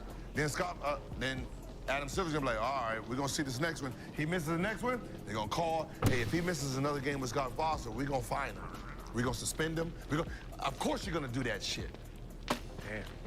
Speaking of, what if they just put Scott Foster on more of their games, knowing that? No, I'm betting against these niggas. Chris Paul will not play. Iron lowers. He will not play tonight because we put Scott on the last 6. But that makes on the last 6. Scott's still gonna want to make him. Scott's gonna want to make him look bad, so he's gonna like at the end of the day, they're gonna win or whatever. They're gonna have a better chance. So let's just come on. I understand people. Let's just put ourselves. Let's fuck sports. Let's just regular life. We know you got an enemy, right? Right, we know you got an enemy, right? Security. Allegedly. Right? If you got the whistle on making calls for that person or not for that person to win a game, you got 10 games. Are they going 0-10? I'm a neutral. Okay. We know that answer. Ask me. Yeah, how about 0-10? 0-10. Say ask me. Yeah, ask Travel. Motherfucker, double dribble. Like, I ain't even dribble. You thought about dribbling. Double dribble. Out of bounds. Nigga, hostile. Get out of here. Say something else. What'd you say? Get out of here. Say something else, motherfucker. And moving on. It's open for you, nigga. I ain't playing. I say something else. You might as well not lace up, goddamn. Yeah. What a weed at? I'm telling you right before you get out. Don't do it today. Don't sit this one out. So, he might as well. So speaking of sitting out, some interesting news coming out of Chicago. On Wednesday, Shams announced Zach LaVine will miss the next 3 to 4 weeks with right foot inflammation. My bunion. But today, that's a little screw thing. No, ain't none of that. But today he said it could actually be 4 to 5 weeks. It has been previously reported that LaVine and the Bulls are open to a trade. So I got to ask you, gentlemen, I feel like y'all can read between the lines of what that right foot inflammation really means. Has Zach LaVine played his last game with the Bulls? Yes. Right foot inflammation is right foot it's like tendonitis. No, because look, what you're saying is you're saying right foot because that's not your jumping foot. So you don't want to give the illusion that you can't jump no more. Right foot, I don't need this one, but it's swollen enough not to play no more. For 4 weeks? My pinky toe. 4 weeks swelling. Ain't no fracture, no nothing. Just the trade deadline starts December 15th, right? No, trade eligibility starts the 15th for some teams with contracts, and then also January 15th. So that brings me to my next point. So what's interesting about the Levine recovery timeline is that it puts him back on the court around January 15th, which is when players like D'Angelo Russell and Rui Hachimura would be eligible to be traded. What do you mean D'Angelo? That is not You heard what he said? You heard what the man said? I don't want. This is a true Laker fan. I'm rolling. AR-15. I'm rolling with the squad. I'm just telling you that certain players' contracts. Hey, look. Lemon Daddy. Hey, look. Lemon Daddy also available. No, Lemon Daddy. Can dope up some. I mean, Lemon Daddy been balling too. So, I mean, it's hard for me to trade or listen. We can get that Miami motherfucker out of here, right? He can Nobody want him. Huh? Nobody want that little one. He got a name, Gil. Give him a chance. We can go get Give him a chance. Wait to get him there. I couldn't wait to get him. You was like, he ain't been here. He's still in Miami. He at Tootsie somewhere. He ain't here. Putting on that purple and gold with the Miami. Playing him. Pat Riley wouldn't do this shit. I don't know what's wrong with him, but if he was in Miami, I guarantee he'd be playing. He come over here. He want to be Hollywood. Get your ass back to the South Beach. You see he wearing on the back. Gabe Vincent, man of the people. Don't even need to go back. What is wrong with him? Gil, whatever's wrong with him, the man's 30 for 3? 3 for 33, I think it was the deal. He living. What? Where he live at out here? He living Del Rey. He probably live in Manhattan Beach. He over there close to us. He Marina Del Rey. I ain't gonna be mad at you, Gabe. Okay, I see you. Light skin with braids. Light skin with braids. Oh, yeah. Del Rey. Thank you. Old Luda. He old Luda. He old Ludacris. Ladera Heights. There's several pockets that he could fit in nicely. Ladera Heights. At Mike's Deli often. Just get it. He's gonna be on the wall at Mike's Deli soon. That's what I know for sure. Hey, listen, man. Light Gotta skin go. with braids. D-Lo and Rui is gone for Zach. So our signs pointed to Levine ending up in the purple and gold based on how it's structured. Obviously, his relationship with Clutch's relationship with the Lakers, been very beneficial, led to a championship. Shout out Rich Paul, friend of the show. Rich, we're not gonna tell you what to do, but we're not gonna be mad if you do it. That could mean to the Lakers. I like it. I like it. Yeah. That could mean to the Lakers. I like it. The Lakers look good right now. I don't like that. Huh? Come on, man. Now you trying to know. Don't do that. Y'all look good as is. Y'all don't do that. It's gonna fuck y'all up. No, don't do that. Because no. Right now, Are you saying that as Rashad McCants or is Rashad McCants a Celtics fan? I'm saying, Celtics fan. I'm just saying, listen. You see the adjustment time that these motherfucking teams be making with the trades and shit. It's gonna take out another 30 games before y'all get this nigga acclimated. Check this out. Making that trade for Levine gonna take the pressure off AD, so they can stop this AD stuff that everybody be doing. AD this, AD that. AR gotta go. So we can stop all this AD stuff, so everybody act like AD ain't been hurt, but they want to be on AD's head. I mean, so now just so. Hey, and as the fans pointed out, Gil. AD's been hooping too. As the fans pointed out, I was at home minding my business yesterday after the show, doing what I like to do. Yep. AD was a main reason that the Lakers made the playoffs last year when LeBron went down. Averaging what? Like 27, 20. He took over those responsibilities. Yeah. People watch the show, Gil, and they know that I'm connected to you, so they come to me because they know you won't respond to them. You don't even take incoming calls. Anthony Davis? Hey, Anthony Davis? No, what you was gonna say? Bump your gum. Davis? Now let him bump your gum. It's Thursday, Mr. B. Say it. Bump your gum. All right, so y'all be giving AD all hell, right? For like what he do and not doing potential because, he be hurt and all this, right? So why y'all don't say that, about D-Rose? So why y'all don't bring that up about D-Rose? D-Rose. No, I'm asking. You saying it because you guys say potential, and this is not to put anything about D-Rose. Right? But what I'm saying is he's played at an MVP level, right? And he's dealt with injuries just like AD has, and AD's a champion. But every time AD doesn't step up, it's like, y'all give him hell. But it's like, but y'all wasn't doing that to other players. Like, okay, like what about the Grant Hill? What about... We did, no, they got wiped out. I was on. And not just D-Rose, but Grant Hill. All these guys D-Rose had the handicap. I did that already. No. Oh yeah, I said he's a Bugatti with spare tire as legs. I did all that. Oh, yeah. Put him in the wheelchair and everything. No. Come on. Oh, we did the D-Rose. No D-Rose. I said he a Bugatti with the spare. I never heard that. Bugatti with the spare I said he a Bugatti engine. He got the spare tires on all four, you know? As soon as you rub his engine, boom, gone. The little spare tires? The little spare tires, yeah. Still the 50 miles or less, you can't go over 50 miles per hour. You can't go over about 35 miles per hour still. No, what I'm saying is, think about it. When you get injured to that magnitude, right, we can see that you're done. The athleticism.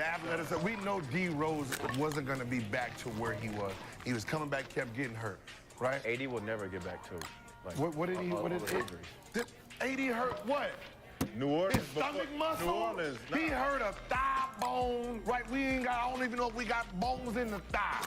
He hurt a calf muscle. He hurt a pinky. Oh, he had a growth spurt. He wasn't even. You riding with AD? What I'm saying, he ain't had. You riding with AD? No, I'm saying yes, I'm riding with AD, and I'm saying get off AD. He ain't. What I'm saying is he ain't torn no ligaments and stuff like that. I need to get off. That takes away his abilities already. No, y'all need to get off AD. Hey, yo, No, we Laker fans. Wait, first of all, why? take the keys. I mean, No. Why LeBron out here doing all this shit? hold on. You know what I'm saying?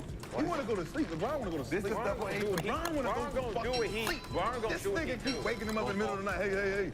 Here you go, T. Open the back door, man. I'm trying. No, nigga. This is double agent talk right here. I see what he's doing. First of all, you a Bucks fan. You trying to put us against our own team. We not falling for that, bro. AD he good.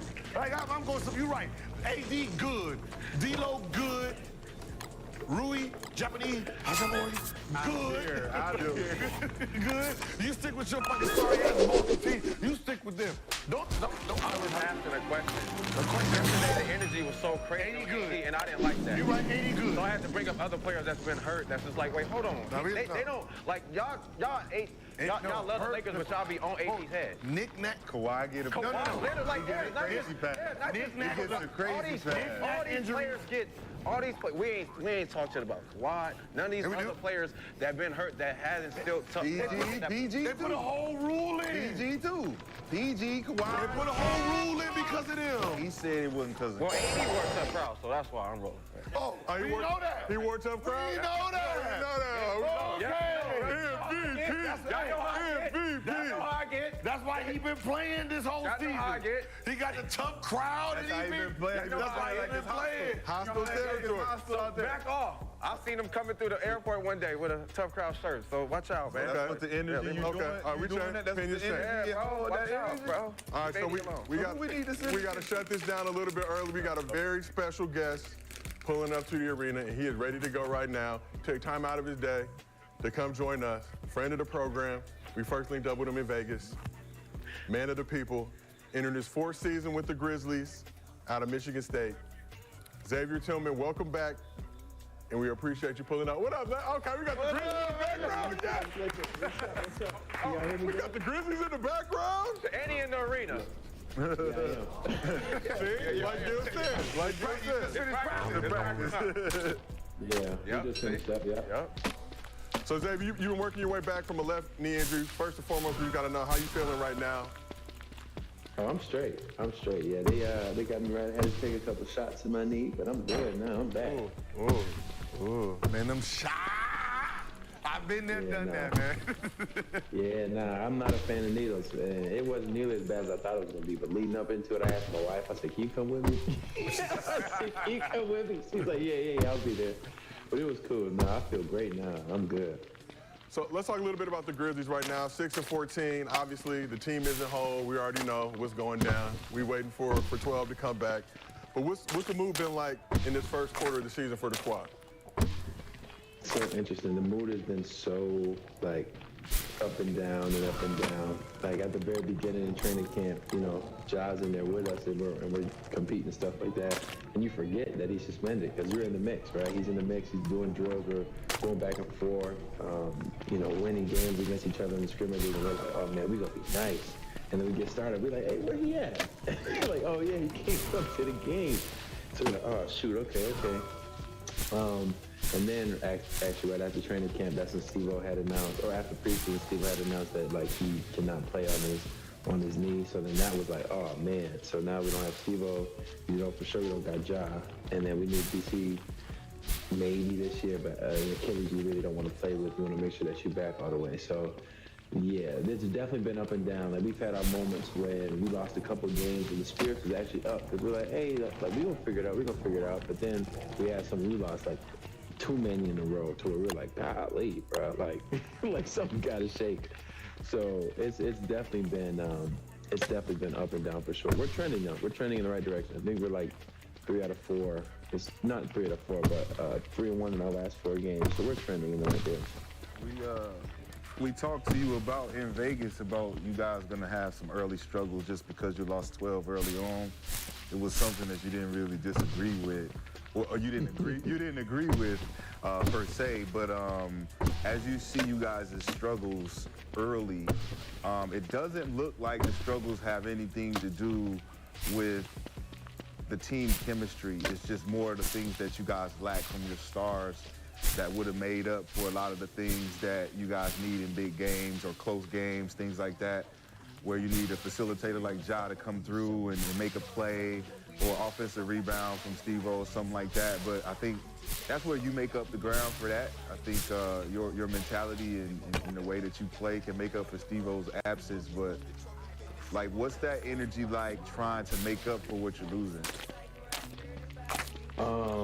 I think one thing that we kind of rest our hat on is that chemistry, like you talked about. Like ever since I've been here, they always talked about the Grizzlies being like the only college team in the NBA. Like our energy, the way that we're crashing each other's interviews during post games and stuff like that, the way that we're all, you know, talking trash together on the court, the way that we're all really just together. I think that's something that, like, you know, as long as I'm here and stuff like that, as long as I've seen, like, we'll rest our hat on just being together, no matter if we winning or we losing. So that's something that we're going to do no matter what. We just got to figure out our recipe to win games with the lineups that we got.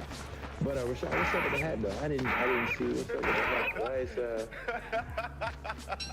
I thought I was tripping, and then it didn't. Nah, you're not tripping, man. You know a fly guy when you see one, my nigga. You know what I'm saying? Okay, that's what that is? That's what that is? Okay, cool. He's like, is my screen swollen? Nah. I was sitting like, huh? Nah. He's the big cap. Yeah, big capper. You know what I'm saying? That's all. For sure. Real quick. I gotta give my respect to B. Jennings, because I remember when he made that announcement back in the first episode, and I was like, bro, you're crazy. Like, we're not gonna be 3, I think he said like 3-13. And when I had looked back on it, we was 3-13. I'm like, this nigga here, bro. There's no way. I'm like, there's no way he just called that. I'm like, there's no way he just called that. The only reason why I said that, because I was thinking about my Detroit days. When we were sorry and we didn't have nobody, we started off like 3-13, 5-23, so I was just putting it on them. So I was just... Man, that's crazy. Training camp gives you, like, the best thing about training camp, it gives you hope. It really do. Like, you practice against each other, you're playing against, like, you're winning games, like, you're starting off in preseason. And then when that regular season hit, it's like sometimes you get hit hard early because of, like, certain teams. Like, them first 10 games of the schedule can, like, either make your season or break your season, right? Especially if you're not mentally, like, ready for it. So, like, you can look at some schedules and be like, yeah, I don't think this team is going to be ready for the beginning, because you lose 2 good games and then you play a sorry team supposed to win, but that negative mind that you already have, you know, you start looking at that schedule, you done already quit mentally. Yeah, we had teams close to us. So we're 13 right now. We had Utah and Portland right close to us. They both smacked us. We went to Utah, we lost by 20 or 30. Went to Portland, we lost the first time in Portland, and we had our first win against them after that. But like, man, we thought we supposed to, you know, at the time they were still like kind of bottom teams too. So we were like, oh, we supposed to have these games, and that wasn't the case. So like, that confidence that you talk about, like, you almost gotta find it. You almost gotta not fake the funk, but like get like some inner confidence without actually looking at the results of the wins. Cause like, you know, if you start off bad, it could really mess up the season, and that's not what we're trying to have for sure. Let's talk about the positives though. Grizzlies gave the Pistons their 18th straight loss Wednesday night. Desmond Bane dropped a career-high 49 points. So Bane signed the largest deal in Grizzlies history this offseason, and he's increased his scoring to 25.1 points per game this year, which is a career high. So what growth have you seen in Bane during your time together with the Grizzlies? I've seen a lot of growth from him being like a dead-eye spot-up shooter. Like his rookie year, he was breaking like Mike Miller's records for most threes made in the season. It was crazy.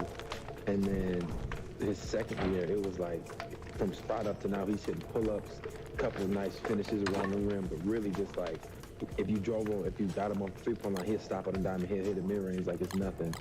And then coming into this year, or coming into year 3, where it was like kind of, you can get him the ball and kind of get out the way. And then coming into this final year to where now he is like literally our guy. Like obviously when Ja gets back, they're gonna be coexisting with one another, but like he's like the, hey man, you gotta shoot like 25 a game for us to even have a chance now. So like it's the transformation in his game. Like I've been in a lot of his workouts and watched a ton of them where he's just very meticulous about his workouts, like the repetitions, the certain techniques that he does on his finishes around the hoop. When he's shooting threes, like he tells me like he focuses on like a certain thing before he shoots it, and then that's the thing the whole workout. He's not just everywhere when he shoots. And then he does crazy drills. Like I'm talking like 25 out of 30 from a spot, and it's like, bro, 25 out of 30? Like you gotta be locked in. He's like, yeah, bro, that's what we do. So like he's even taught me a lot in terms of that when we shoot for sure. Yo, I got a question. Yo, what has Marcus Smart and D Rose brought to the team since they've been there? Almost exactly what I thought, except Marcus they've both been way more humble. Obviously, like, I didn't think they were gonna be assholes, but like humble as in like really just down to earth. I mean, they got stuff to brag about. Marcus is DPOY, been to the finals, been to tons of Eastern Conference finals. Obviously, D Rose MVP, we all know that, been to tons of Eastern Conference finals and all that stuff as well. So you think they gonna walk in with that like, bro, y'all can't tell me shit. But like they came in on some like they're really trying to help us. Like the young guys really trying to teach us the ins and outs that they see.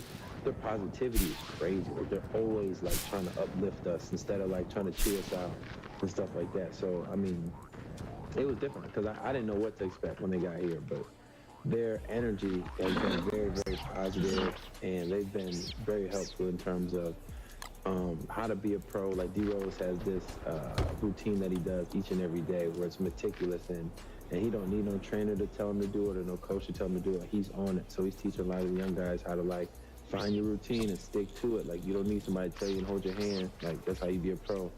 And then Marcus is on the, hey man, we come to work each and every day, and then when you're on the court, man, you let it shine. Like you just let it go. You gonna make shots, you gonna miss shots, but you just gotta let it go, you know?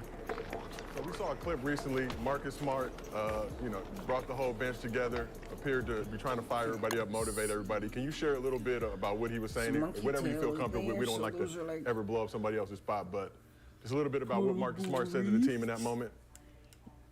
He's big on having a lot of pride. Like I was just talking to him about it today, about what his family meant to him and what his family, how much they appreciated basketball. So any opportunity that he got to be on the court, like his whole mantra was given his all. So like when he saw who we playing against, was it I don't think it's growing anymore. We were playing against somebody or Minnesota maybe. They were just bad hoops. Like we were just kind of going through the motions out there. It was a home game, so we weren't really playing with a lot of oomph that we needed to have. And he was like, yo, this is embarrassing. Like have some pride. Like your last name is on the back of this shirt. Like you need it every time you step out here. Like you need to give it your all. Like this can be taken away from you. Don't think it's like set in stone just because you're playing right now. And kind of just opening guys' eyes to like not get comfortable. Like, you know what I mean? Like obviously you want to play free, but you don't want to be so lackadaisical to the point where you don't care. So that's where he was like putting his foot down. Like that's not the route we're about to take. And you know, I mean, it helped. It definitely helps for sure. Yo, so when you, because I've always said, like, you know, when you go into the summer and you're trying to improve your skill, you have to really be mindful of who you are, right? So when you mentioned Bane, Bane came in as just a straight spot-up shooter, right? And now he's an all-around player. I think sometimes, like when, you know, I guess they call them casuals. Casuals don't understand that, like somebody like Klay Thompson, when I said, he never improved to me, right? You came into as a spot shooter, and even though you got 4 championships, you're still a spot shooter, right? Versus someone who's like, okay, they might need me to do something else, and I need to have that skill set. So I've never really, to be honest, I never really paid attention to Bane. But just listening to what you said is like, this is the example of what I've always been saying. He comes in as a spot shooter. The next year, he said, all right, I need to do 1-2 pull-up. Next year, like, all right, I'm gonna get to the basket. And then this year, he's an all-around player. Tearing up the fence. So now when Ja comes back, this guy who used to be a spot-up shooter is now a whole different engine. Right? And I tell players, like, you have to be really, like, don't be content with what you are. Like, I guess so many people are, this is what I am, this is what I'm gonna be, and it's like, no, you can be more. You just gotta put in more, and I don't think people are willing to put in more. So you validated everything I said by when you really want more for yourself, you just gotta really focus on it. Absolutely, and even in my case, like I remember last year, my 3rd season, like I was barely shooting any threes, and I spent the whole summer dedicated, like, hey man, they will not like just sit at the rim, and if they do, I'm still gonna shoot it regardless. And so I spent the whole summer, I'm talking about days in and days out, many times 2 a days. I'm coming in, I'm getting tons and tons and tons of threes, mainly in the corners and at the break, kind of at the wing, corners and wings, some at the top of the key, but mainly those corners and wings. But I'm letting them go the whole summer. To get to playing the game, I'm like, hey bro, I worked too hard. Like I ain't talking these, bro. Like, when I get the kick out, bro, I'm checking it. Like I don't, like, you know, obviously everybody hopes that they go in, but like at this point in time, I'm like, I worked way too hard to not do that. But it was kind of a want-to factor. Like, this is something that they brought up to me, like, yo, like this is something we think you could do. And I'm like, let's do it. Like, as a genuine basketball player who loves the game, and I see all these people who are all-around players who can hit spot-up threes, who can hit the one-dribble pull-up, the floaters, the mellow without a dribble at the elbow, jab step shot. Like, these are all parts of my game that I would love to have. So I'm like, okay, cool. You just take it summer by summer, add one piece to your game where you're confident in this. Like, in my first 3 years, I was extremely confident in my floater. So it's like, cool, I got the floater down. Let's work on the 3 now until I get extremely confident to where, like, I don't even have to second guess it. Like, it's up. And then, you know, you add another thing to the package. So that's kind of like where I've been. And since I've been with Desmond, or I call him Des, since I've been with Des, like, that is what he's taught me, is never be content with your game. If you really love it. Like, if you don't love it, you get it. Like, you know, you're just going to do whatever the team tells you and keep it like that. But if you love it, like, you need to improve on something each and every year. So, during the suspension, Ja's been allowed to practice travel with the team. He's only 5 games away from coming back home.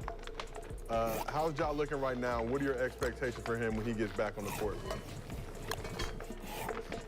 Expectation, I think he's gonna bring so much energy, that like the energy that we didn't really know we were missing and we couldn't put our finger on as far as like, man, what is missing out there for us. I think he's gonna bring so much energy, like when he makes those electrifying plays, whether that's in transition or whether that's him breaking the defender down for a step back 3, or whether that's him going on a 10-0 run by himself, doing his little push cross to the float. Like, I think when he comes back, it's like his energy that he's going to bring to a game is just going to leave a crazy impact. And I feel like a lot of people aren't going to be ready for it. Like, the other teams, us, like, we're just all going to be, like, in awe of, like, man, we missed this.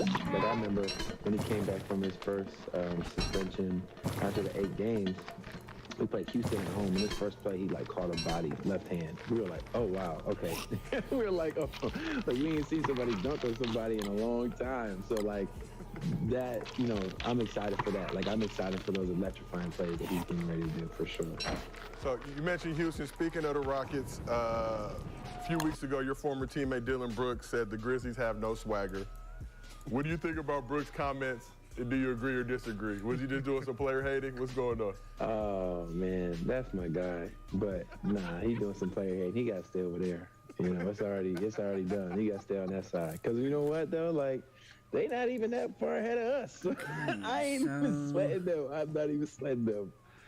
I'm not sweating them one bit, obviously. But that's my guy, 10 Toes, for sure. He taught me so much. But nah, I ain't reading too deep into that. You gotta look at the schedule. Wait a minute, you just above us. You're only 4 games. Yeah, I'm looking at it like, nah, bro, you fair. You not even. I'm thinking they 5 or something. They're only 4 games ahead of you right now in the West Standings. But in that same interview, Brooks said him leaving the Grizzlies for the Rockets, like the girlfriend that you used to have, you don't know how good she is and Fishin's gone. You said that's your guy. How much are the Grizzlies missing Dylan Brooks this season? I think the one thing that he did a really, really good job of was being a true leader for us. When he was here with us, he was the guy who was always using his voice. How I talked about D-Rose being meticulous with his routine. Dylan was in the training room, always getting extra work.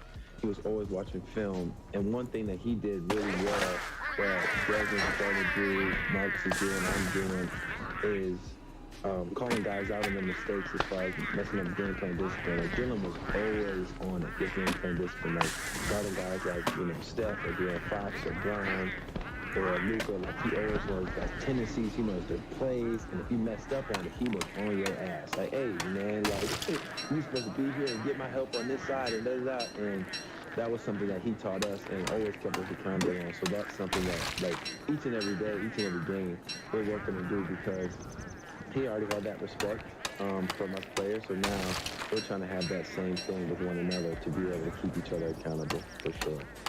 I got a question for you. How you feel about this in-season tournament, man? It makes me play a little harder, play a little bit more intensity. You know what I'm saying? Because, y'all not really competing for it right now, but maybe next year, you know, bring a little bit more energy for the in-season tournament. What you think about it? Couple things. So I was just over Glenn's house the other day, and we were watching the Celtics and the Pacers play. And the way the Pacers arena was turned up like that, we were like, damn, we kind of want that. And this, November? Or at the time it was early December.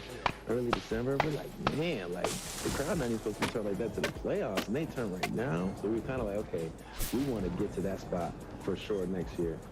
And then the courts are interesting. I liked it because it was just different. Like, I'm like, okay, this is cool. Like, yeah, it's not the same old. However, there were some courts out there that was, I mean, it was crazy to play on. I was like, you can't even tell where you are. Okay, so when it comes to, like, you mentioned the crowd, not the game itself. When it comes to just intensity itself, it's the crowd that gives you the intensity. Because I don't know what player said, we played in Memphis. Usually the crowd is like, boom, but it was dead here. Anthony Edwards is like, I don't feel like playing, right? And I don't think the crowd understands that spark that they actually give to players. Like, a home court is a real thing. Like there be some games where I'm tired, where I done played for, I didn't sleep, and then I really don't want to play in this game. And then they call your name, and you got 20-something thousand, 17,000 people. Let's go! And that really actually gives you the energy that you was missing. So do you think it's the in-season game for the players, or do you think the crowd has really been there because it's something new for them? Yeah, I think the crowd had to get used to it for sure. But as far as our crowd as well, like, not having Ja there really puts a lot of people in the seats. I mean, he puts a lot of butts in the seats. You know, I think I've heard you guys and other people talk about him being box office, and you don't really realize it until he's not in the arena. You're like, man, I see a couple too many empty seats compared to when he was here when he's playing. When he's playing, you can't find an empty seat. You're like, oh, this mug is jumping. It's like a party every home game. And now, you know what I'm saying, we got the, you know, you can see the same dedicated season ticket holders. We like, okay, cool, you know, y'all here regardless. But then, you know, the casual ones who just vacationing and coming to see a Ja Morant game, you know, they not showing up. So that definitely, in my opinion, makes a difference. I don't think Oh man, it's Ooh, I was gonna get it, boy. taking it easy because I mean it's 500K. You better guard that egg. Like guys who are not making tens of millions of dollars, it's like, yo, let me see that. Like, let me get that. So I think their intensities are all for sure, like, you know, locked in.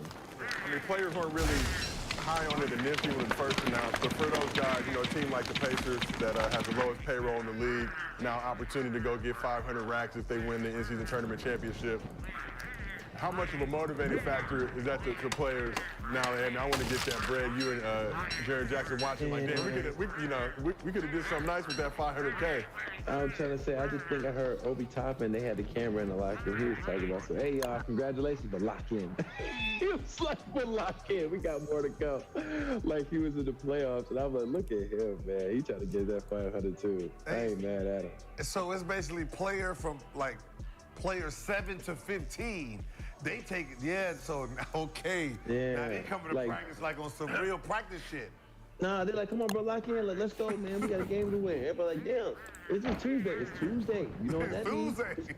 It's Tuesday. It's playing games. Come on, for our in-season tournament. Let's go. Well, the teammates is making it more interesting. They're not, yeah, that makes sense.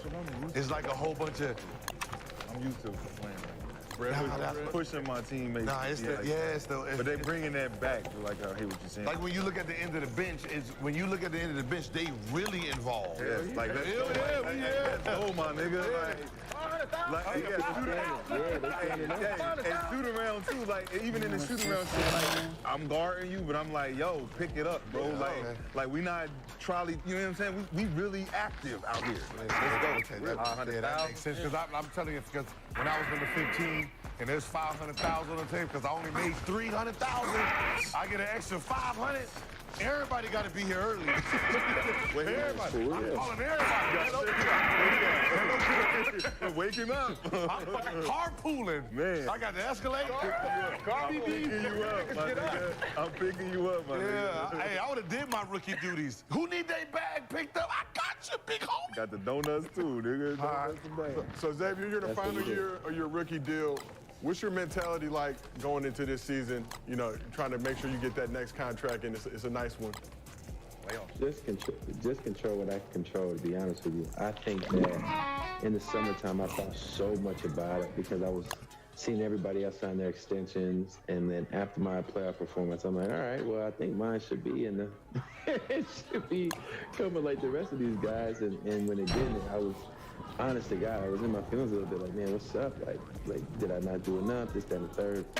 But just knowing the business of it and actually like the salaries having to make sense to not go into the second apron and stuff like that, I'm like, all right. So now at this point in time, I don't really put too much pressure on it. Like I've literally come to the point where I'm just like, it is what it is. Like I'm gonna literally control what I control with like the extra cardio I do with my Peloton biking, with the extra treatment I do in the ice baths and the saunas, to the extra shots that I put up, whether that's at a home gym or after practice, like just literally controlling what I control and let everything ride after that.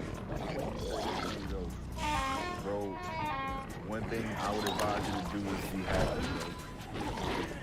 Everything, the approach, the opportunities, you're grateful that, right now you get to do this and make a living, regardless of whether you get paid what you want or not. Then you're in a whole different echelon of just people on this planet. You know what I'm saying? So if you're not doing it to make yourself happy, you're not doing that work and smiling in there, getting them shots up, knowing I'm about to get this check, regardless, because I'm me. You know what I'm saying? Like you put in the work. Don't nobody deserve what's coming to you like you know what's coming to you, bro. So I would just say, look, man, just be happy, bro. Smile, enjoy the family as much as you can, man, because once you're done, it's done. You know what I'm saying? You can't go back. You can't go back and change nothing, man. So I wouldn't stress about how much you getting and none of that, because you done put the work in, bro. Just be ready when your time's called. I appreciate that. We need someone to help you negotiate that contract. I got that. I know white people.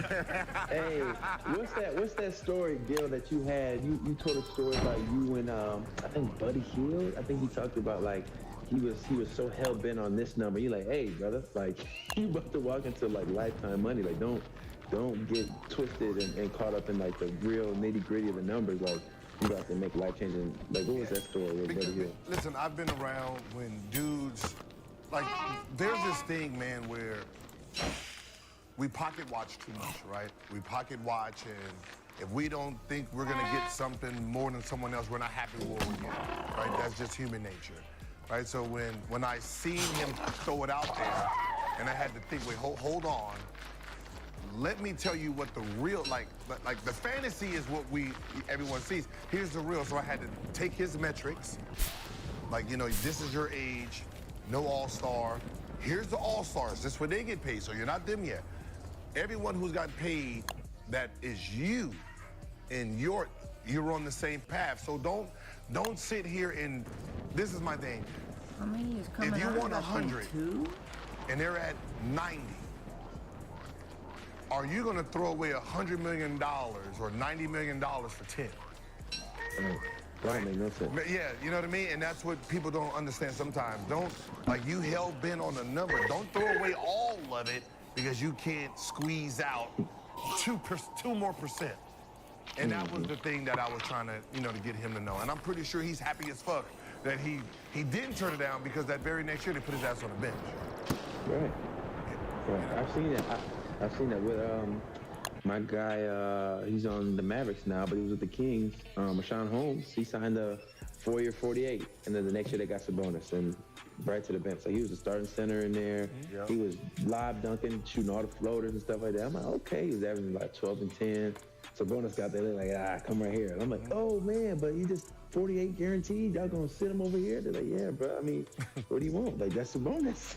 And I'm like, oh wow. Yeah, like, okay. You never. That's what I said. You never know what's going to happen the following year. All you have is you have it right in real time, right? And I know sometimes we try to squeeze what our value is, and I say you got to look internal first and say, what am I worth? Right? Fuck what the agent says. What am I worth? What do I think I'm worth? So you know a number you're not going to go lower than, and you know a number that when you hear it, you're like, all right, I'm cool with this, right? So when we get that stalemate, you're like, hey, hold on. Hey, shut up. I'm good, all right?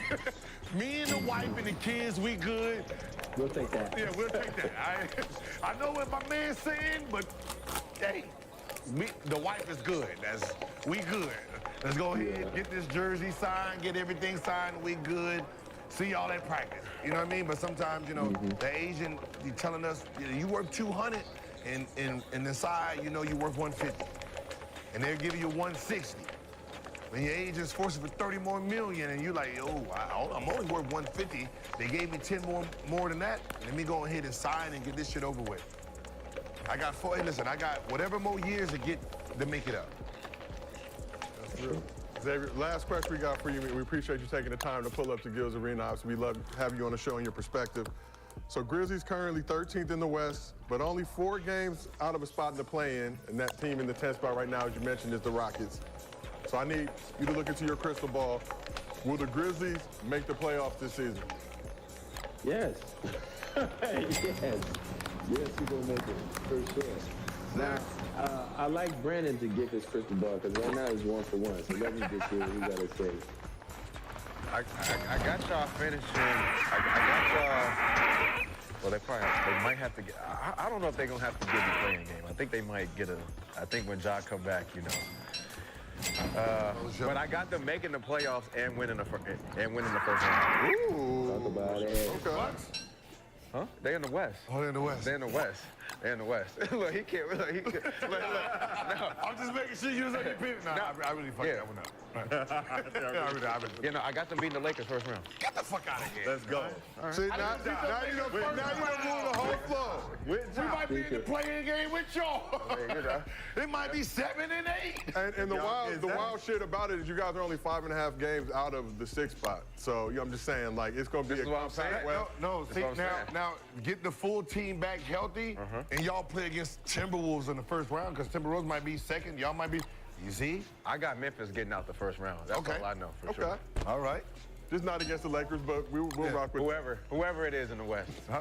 Hey, real quick, what y'all think about the Timberwolves and the Thunder, what they're doing right now? Because I feel like they're doing, they don't think about nothing? 1 and 2? Too early. Too early. Nah, I like it. Hey, Tip, I like what the Minnesota Timberwolves are doing. It's a little bit of blasphemy for me to even say that right now. Oh, that's your team now? No, I'm just saying they look like like he's saying, they look like they know what they're doing out there. They getting momentum. They playing well together. Rudy look good. Everybody look nice. Timberwolves only because Denver said their hardest matchups was the Timberwolves. They play hard. First round. So I might give them, they could be all right. Who was that other team? The other team. I'm not rolling with them. No, I'm not. I don't give a fuck who I am. You guys, I'm pretty sure if John Morant was back and y'all got Thunder first round, y'all are sitting there like, oh shit, who the second round team? I ain't gonna be mad at it. That playoff experience is a mug. That playoff experience is everything. Everything, right? It's everything. It's different. It's a different game. Because once you're used to it now, you coming in there with a different mentality. Instead of looking at the crowd like, wow, this is nice. You like, forget the crowd, bro. We locked in. Like, we locked in. Everybody on your P's and Q's now. Yeah. Well, Zay, we appreciate you taking the time to pull up to Gills Arena again. Absolutely. We got to get you back in here live next time you're in town, and we'll link up in Vegas again. But best of luck for the rest of the season. It's a party in my city,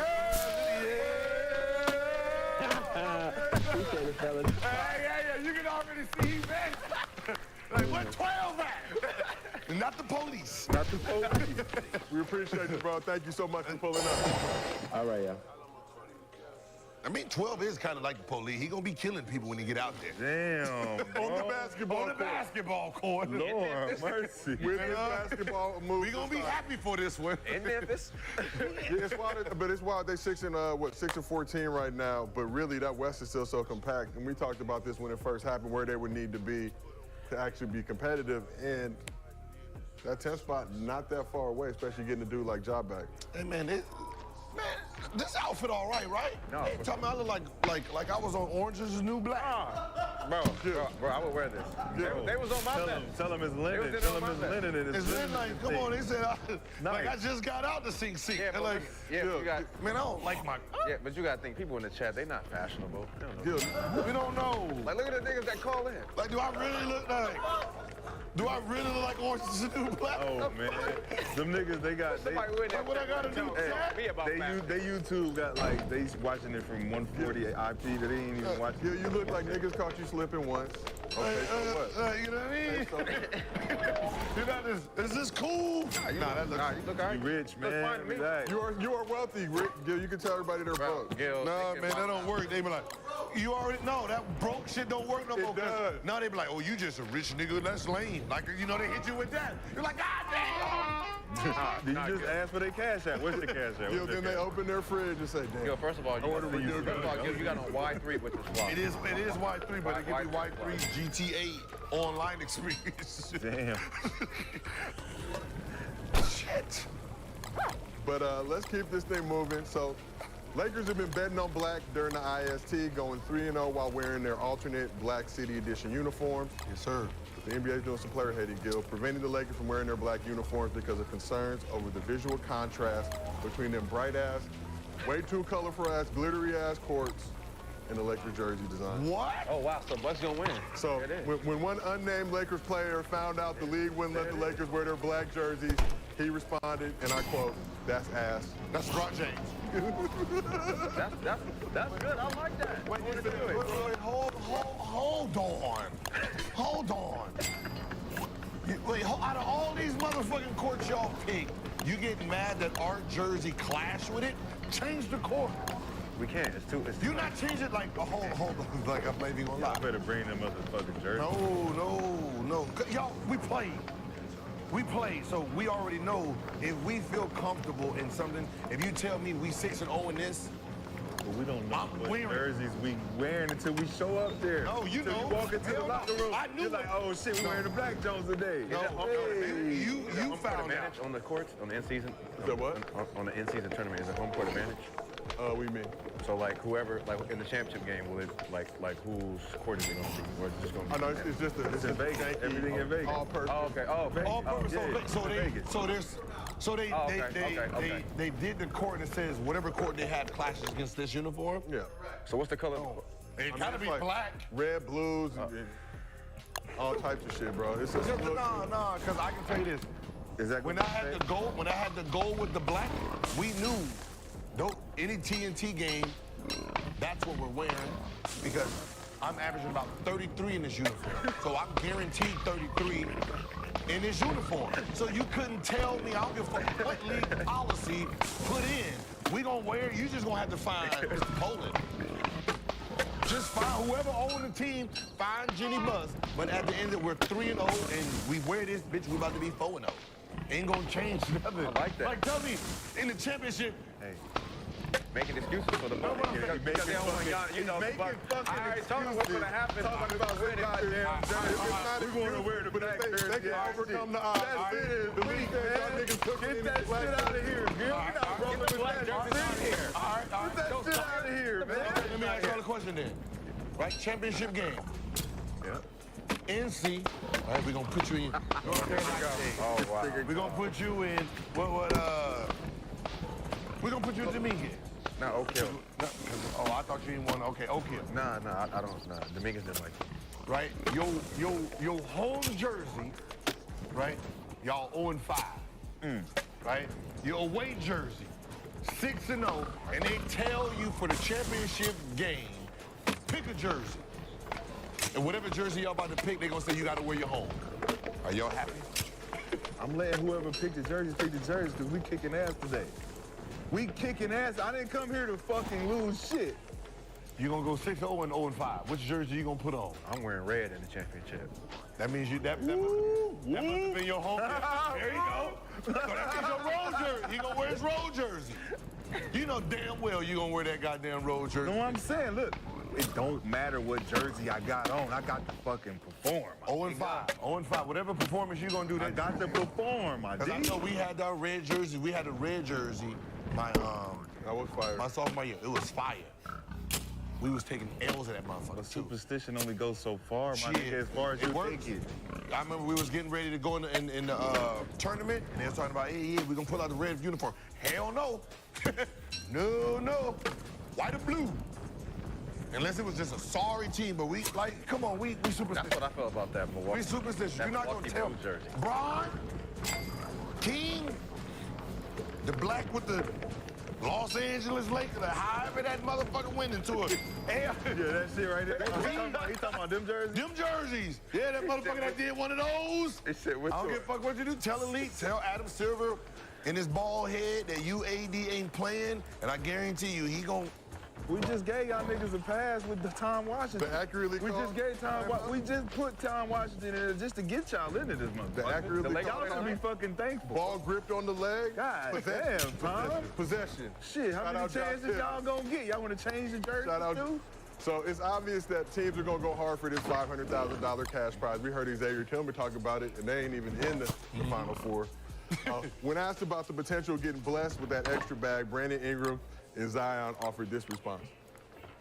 You mentioned that you guys like to have fun. Have you thought at all about how you're going to celebrate if you're able to pull this off? Did you see that look at it? I know it's going to be a good time. Yeah!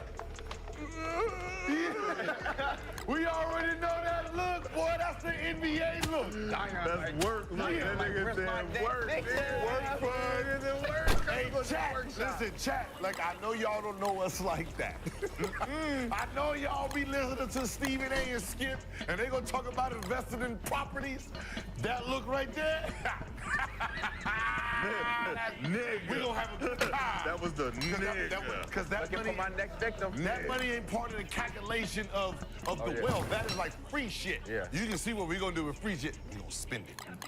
workers' compensation. Both of them niggas said with 500, nigga. What we gonna do? What you mean? What we gonna do? So you seen the look though, like, what you mean? What we gonna do? So you guys can't speak for Brandon Ingram is dying, but let's just hypothetically, y'all win the in-season tournament championship, you get that $500,000.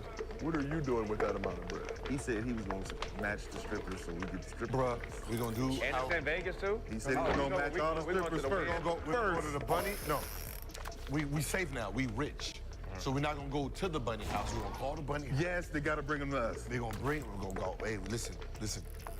We're gonna need about 20 of them. Come on. We're gonna call, like, where we gonna stay at? 20 what?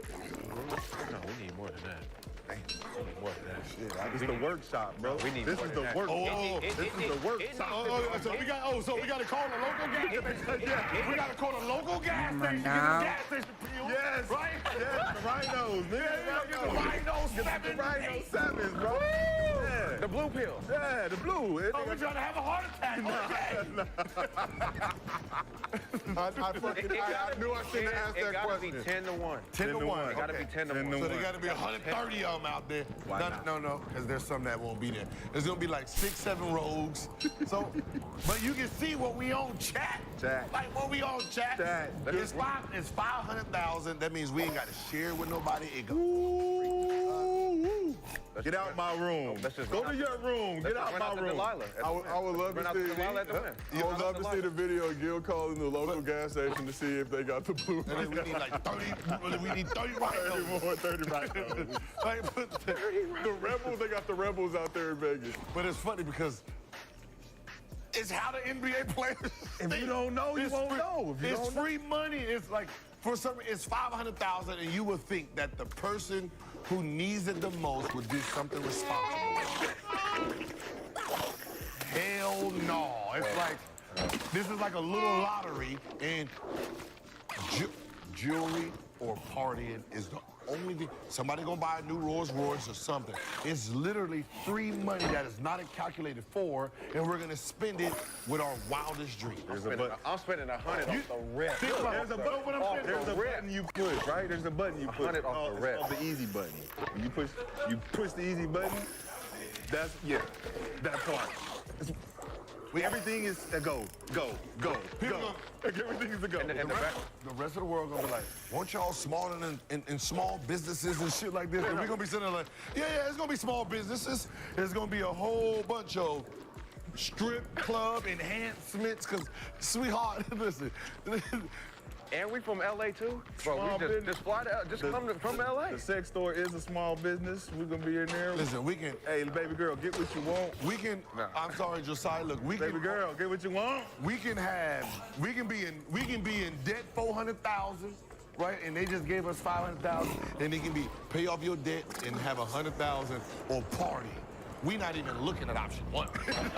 Go! 100 grand gone. They already. Lila does sound entertaining. They are friends of the show. Every time we pull up, we got the age group. Yeah. You know, I'm giving you guys this plug on. I can say this. We need to have a Gills Arena. We need to have a Gills Arena party at the Lila next time. Girls collection. No. Girls collection. You know what girls collection is? Nice meal and conversation. That's the Floyd Mayweather. At least this was 15 players on the team. 8 out of 8 players, 8 already have spent their money mentally. No, for sure. At least 100 gone already. Yeah, 8 spent all of it. I done ordered it already. I done already spent that. But that's all you need. 8 of us, and we all put in 100 grand. 100 grand. Oh my God! What a night. With the island. That's it. Island. We get the island. We get all you need is 9. Yeah, I mean, like 8 guys. We bring the 100 to the island. And even though we could have bought the island, we just gonna rent it. Just rent it out. Because I'll be damned if we pit it and you own it by yourself. No way. And we ain't gonna own it as a group. 800,000. 8 players. 800,000. Bro, you know what we doing in a day? The island, man, for the whole week. We can buy the island. 7 days. Hey, hold on. Hey, whoever win it, look, hold on. Whoever win it, listen, you win it. Underdog. Underdog, look, we gonna buy an island. Together. No, let's just go to Vegas and get one and get the Palms room with the basketball. We don't own the Palms, we can go on the island. Yeah, I feel like we could do that too. I mean, you need to hit up Underdog, tell them to buy you an island. Let's get the island. The Gills Arena Island? The Gilligan's Island. Hey, you know, I'm not even gonna lie to y'all. In my spare time, I just be looking at the islands. Look at submarines. You like feet. How much they hit for just for somebody who never have enough There's bread? something like 100,000, some like 86,000. Yeah, ready to be over in some place you don't want the submarine to turn into a yacht. So but I be looking. I want the luxury. I want the luxury shit. If anything happens, I can go both ways. Where you at? I want a motherfucking yacht. I be looking just like islands and like 100 mansions for sale. Some shit out there for $1. I'll be on Joshua Street. Joshua Street? Yeah. Yeah, that's where I'm ready to move. So I get that next check. Cut the check, Timothy. You know I got a farm. Yeah. I was thinking about putting some Joshua Tree stuff out there. Yeah, Joshua Tree where I go out and get. Gil got a raided. whole ass farm in case you guys didn't know. Old McDonald. So Damian Lillard is the current favorite to win the IST MVP, followed by Brandon Ingram, Giannis, LeBron, Tyrese Halliburton, and then AD. So we're gonna do a little prediction time. Give me your predictions for the in-season tournament and who's winning that MVP. Broad. Okay. Accurate. I can't argue with that. Giannis or Dame? You got the Bucks winning it all? Yeah, for sure. You know that. Bucks in 1. Come on, man. You know what time it is. What? Of course he got Tatum. Huh. They're not even in it. He can't be in it. He got to pick her up. Come on over here. He got to pick her up. That is right. Fuck y'all niggas. Come on over here. Y'all trying to set me up for that too. I'm like, wait a minute. You niggas over here snickering them out. I can't pick a team, but if I had to, I'm going with the Pacers. You are dedicated to your craft. I'm gonna go. You are dedicated to your craft. I'm gonna go Holly. Yeah, shout out to Holly too, man. I was dissing him early, bro. He nice. Now we got to think of a real nickname nice. for him. We got to think of a nickname that'll stick before. Tyrese Halliburton? Yeah. Well, not now. We got to think of one good one that's like real. I mean, we already gave Austin Reeves Lemon Daddy. That was an easy one. No, he's AR-15. AR-15. I don't give a fuck with nobody. AR-15, AKA Lemon Daddy. You don't put that little shit away? AR-15? Yeah, whatever that shit is, he's ain't out there. Nah, he don't be. Nah, he be out there. You see that pew pew? That's that shit right there. I try to tell you. They know what I'm talking about. Pew pew. That ain't no AR-15 right there, nigga. That's some pew pew shit. So Austin Reeves the Lakers game recently. He said y'all niggas gotta stop hating on him. He said it just like that.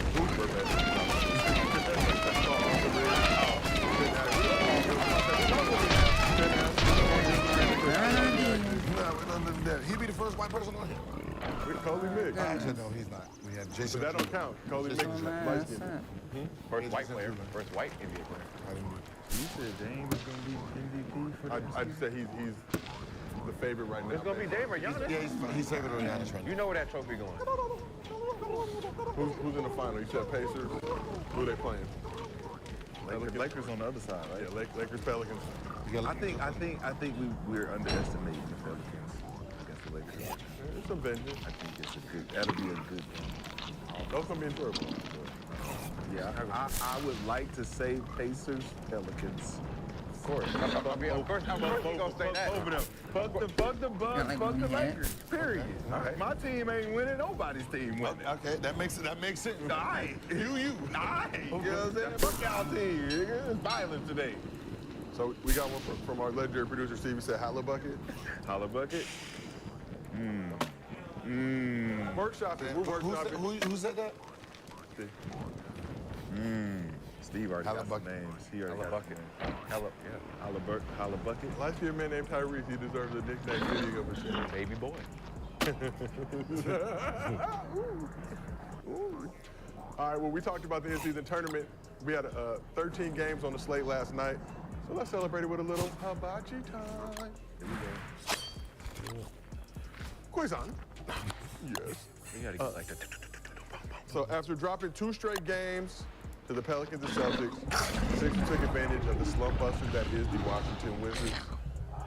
Joel Embiid was out here doing work, looking like the real MVP, dropping a season-high 50 points, along with 13 rebounds and 7 assists in the win. His first 50-piece of the season. Took it. Midi. Little post action with the fadeaway. Oh, coming through with the yam. So first and foremost, if you drop 50 on the Wizards, should that even count at this point? They've been known to give up some buckets.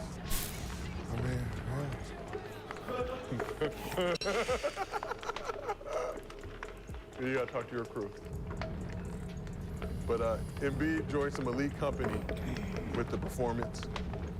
So I know you hate stats, but in the past 40 years, only 2 players have 4 career 15-10-5 games while shooting over 60% from the field. Joel Embiid, Michael Jordan. What is the stat again? I know it. In the past 40 years, only 2 players. Last 40 years. In the past 40 years. Why is it only 40 years? Because that's what StatMuse felt compelled to put up. So it could just be 2 people? Yeah. Oh, okay, okay. So they don't want to say ever. Yeah, I'm gonna say because Kareem not Kareem, Wilt gotta be in there. Yeah, so it's 10, 5, what is the 5? 50, 10 rebounds, 5 assists. 5 assists. So 60% field goal percentage. So we're just gonna go on a limb. We're gonna pretend that Wilt Chamberlain, playing against white dudes, didn't shoot over 60%, averaging 50-10. Gil, that's 40 years. That's 84. That's what I'm saying. Like, it's cool, it's cute, but that's not reality. Bring in reality. Ever. Because Wilt had like 576 or something. I mean, if they really want to, how about this? Why don't 576, 4-4. Why don't they just say in the last 20 years so the fucker can be there by himself? By himself, real shit. I mean, like, if that's what you want to do, why you want to put Michael Jordan if you can just put him by himself? Because Gil, he just got naturalized. Michael just got naturalized. We need MJ. It has to be ever. You can't just say 40 years where Michael Jordan's is when ever there might be 2 more people. So what's the point of just using Michael Jordan when you can just say the last 20 or 30 years and Michael Jordan's not even in it and it's just by himself? Because it don't matter. They're trying to erase history. No, it's just if Michael Jordan's in it, it matters. And if it's Michael, of course, if Michael Jordan's in it, it makes it seem like it's this elite thing. It is. Is it not? Because like if I'm better than Mike at this, it's like I got one more better than Mike. Yeah, but Wilt, like, people have done that. So that's it's not relevant enough. But if they just said he's the first, what if they said he's the first person in the last 35 years who's never done it? Then you can't include MJ on the graphic. Okay. Now you see what by himself. Four times. Yeah. And how many? So Wilt Chamberlain never did it more than 4 times? Not in the last 40 years. Yeah, not in the last 40 years. So Wilt Chamberlain did it 8 times. You see this Come shit on, I'm man, talking that's crazy. about? That's crazy. Yeah. I feel like Wilt Chamberlain has done it 8 times. So he's basically by himself in That'll this be what I'll do category. next. I'm gonna do with Nuzlocke. And Kareem, then Oh, can I have a dog I told here? y'all 2 more people. Nah, but now they see the hate, Gil, because they never want to give Kareem his love. No, what I'm saying is, you see, I said there has to be 2 more people, because I be looking at shit like this anyway. So there is 2 more people. They use 40 just to have it Michael Jordan, so it's not these 4. And then there's 1 who's in his own category by himself. And you know we'll have more than 8. They were just hating back in those days. I mean, you know, it was a different era. Fucking up the stat sheet. Now he in there like, yeah, you just me and Michael Jordan. Like, they stop dumbing down shit just to put people in it. I mean, it was the Wizards. That's other. Right? Who the fuck was on that? I'm just saying, when you see somebody drop a 50-piece on the Wizards now, do you hold it in the same regard? But the Wizards had 121. They had 121 points. I'm just saying. Like, I don't like that type of score. Like, y'all supposed to be beating the shit out of them, but they scored 121 points on y'all. Listen, 50. Listen, I'm not gonna take anything away from 50.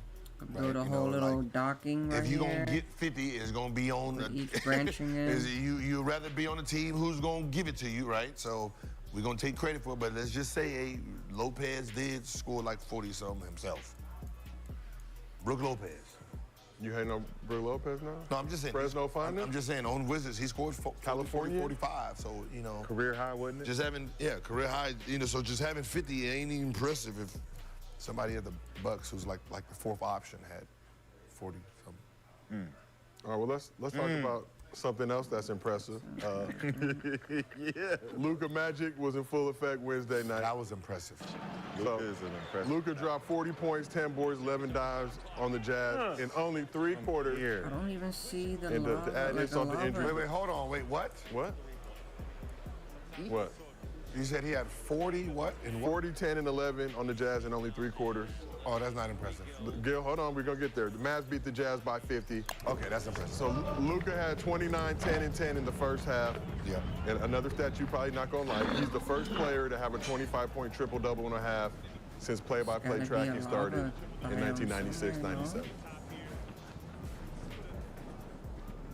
You care? No?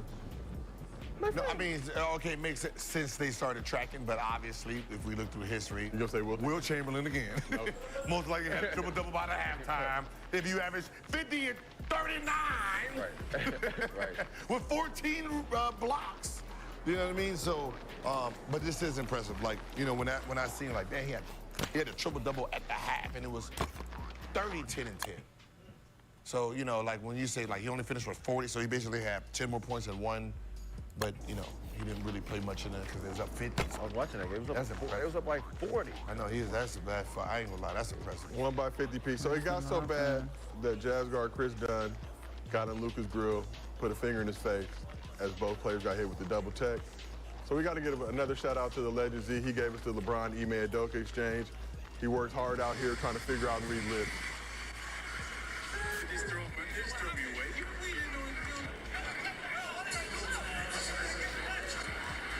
Nah, Chris Dunn gotta watch out. Oh, man.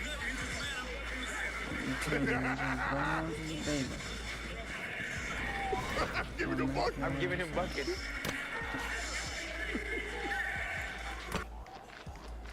Man, that hurt. So we said, can y'all shake Chris hands? Dunn still in the league? Damn. Brandon, what is that supposed to mean? He's a professional basketball player. That hurt. I'm not even gonna lie. Okay, not. He's never out talking to Luka. Bank robbery. Is it worse when like a foreign or a European dude talks shit to you in your own native country?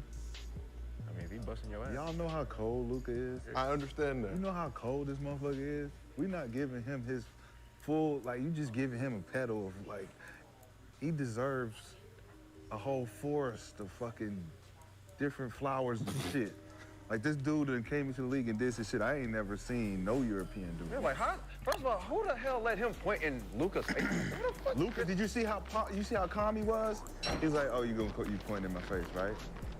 He's Slovenian. I don't know in his country if that means the same thing. All right, bet, motherfucker.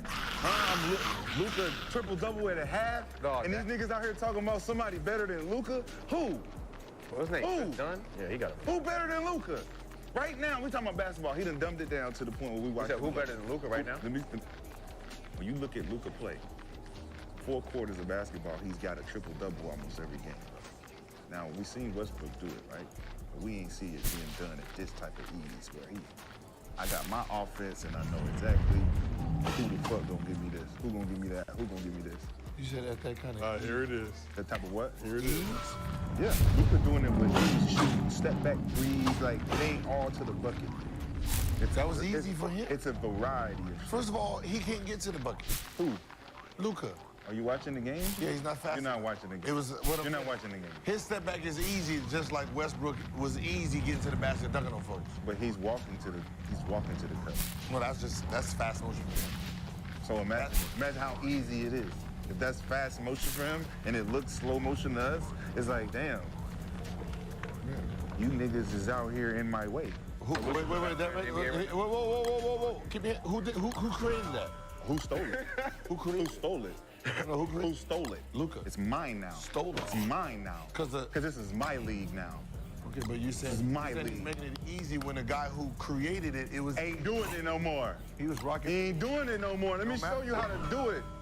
Well, Luka ain't even doing it. I'm gonna show you how to do it with a nigga beside me that y'all praise. He did bust Luka's ass. He ain't doing it. Sit y'all ass down over here. Come over here and So Luka the ride this Ferris wheel. Let me put you on this Ferris wheel, little boy. So Luka the best player in the NBA right now to you?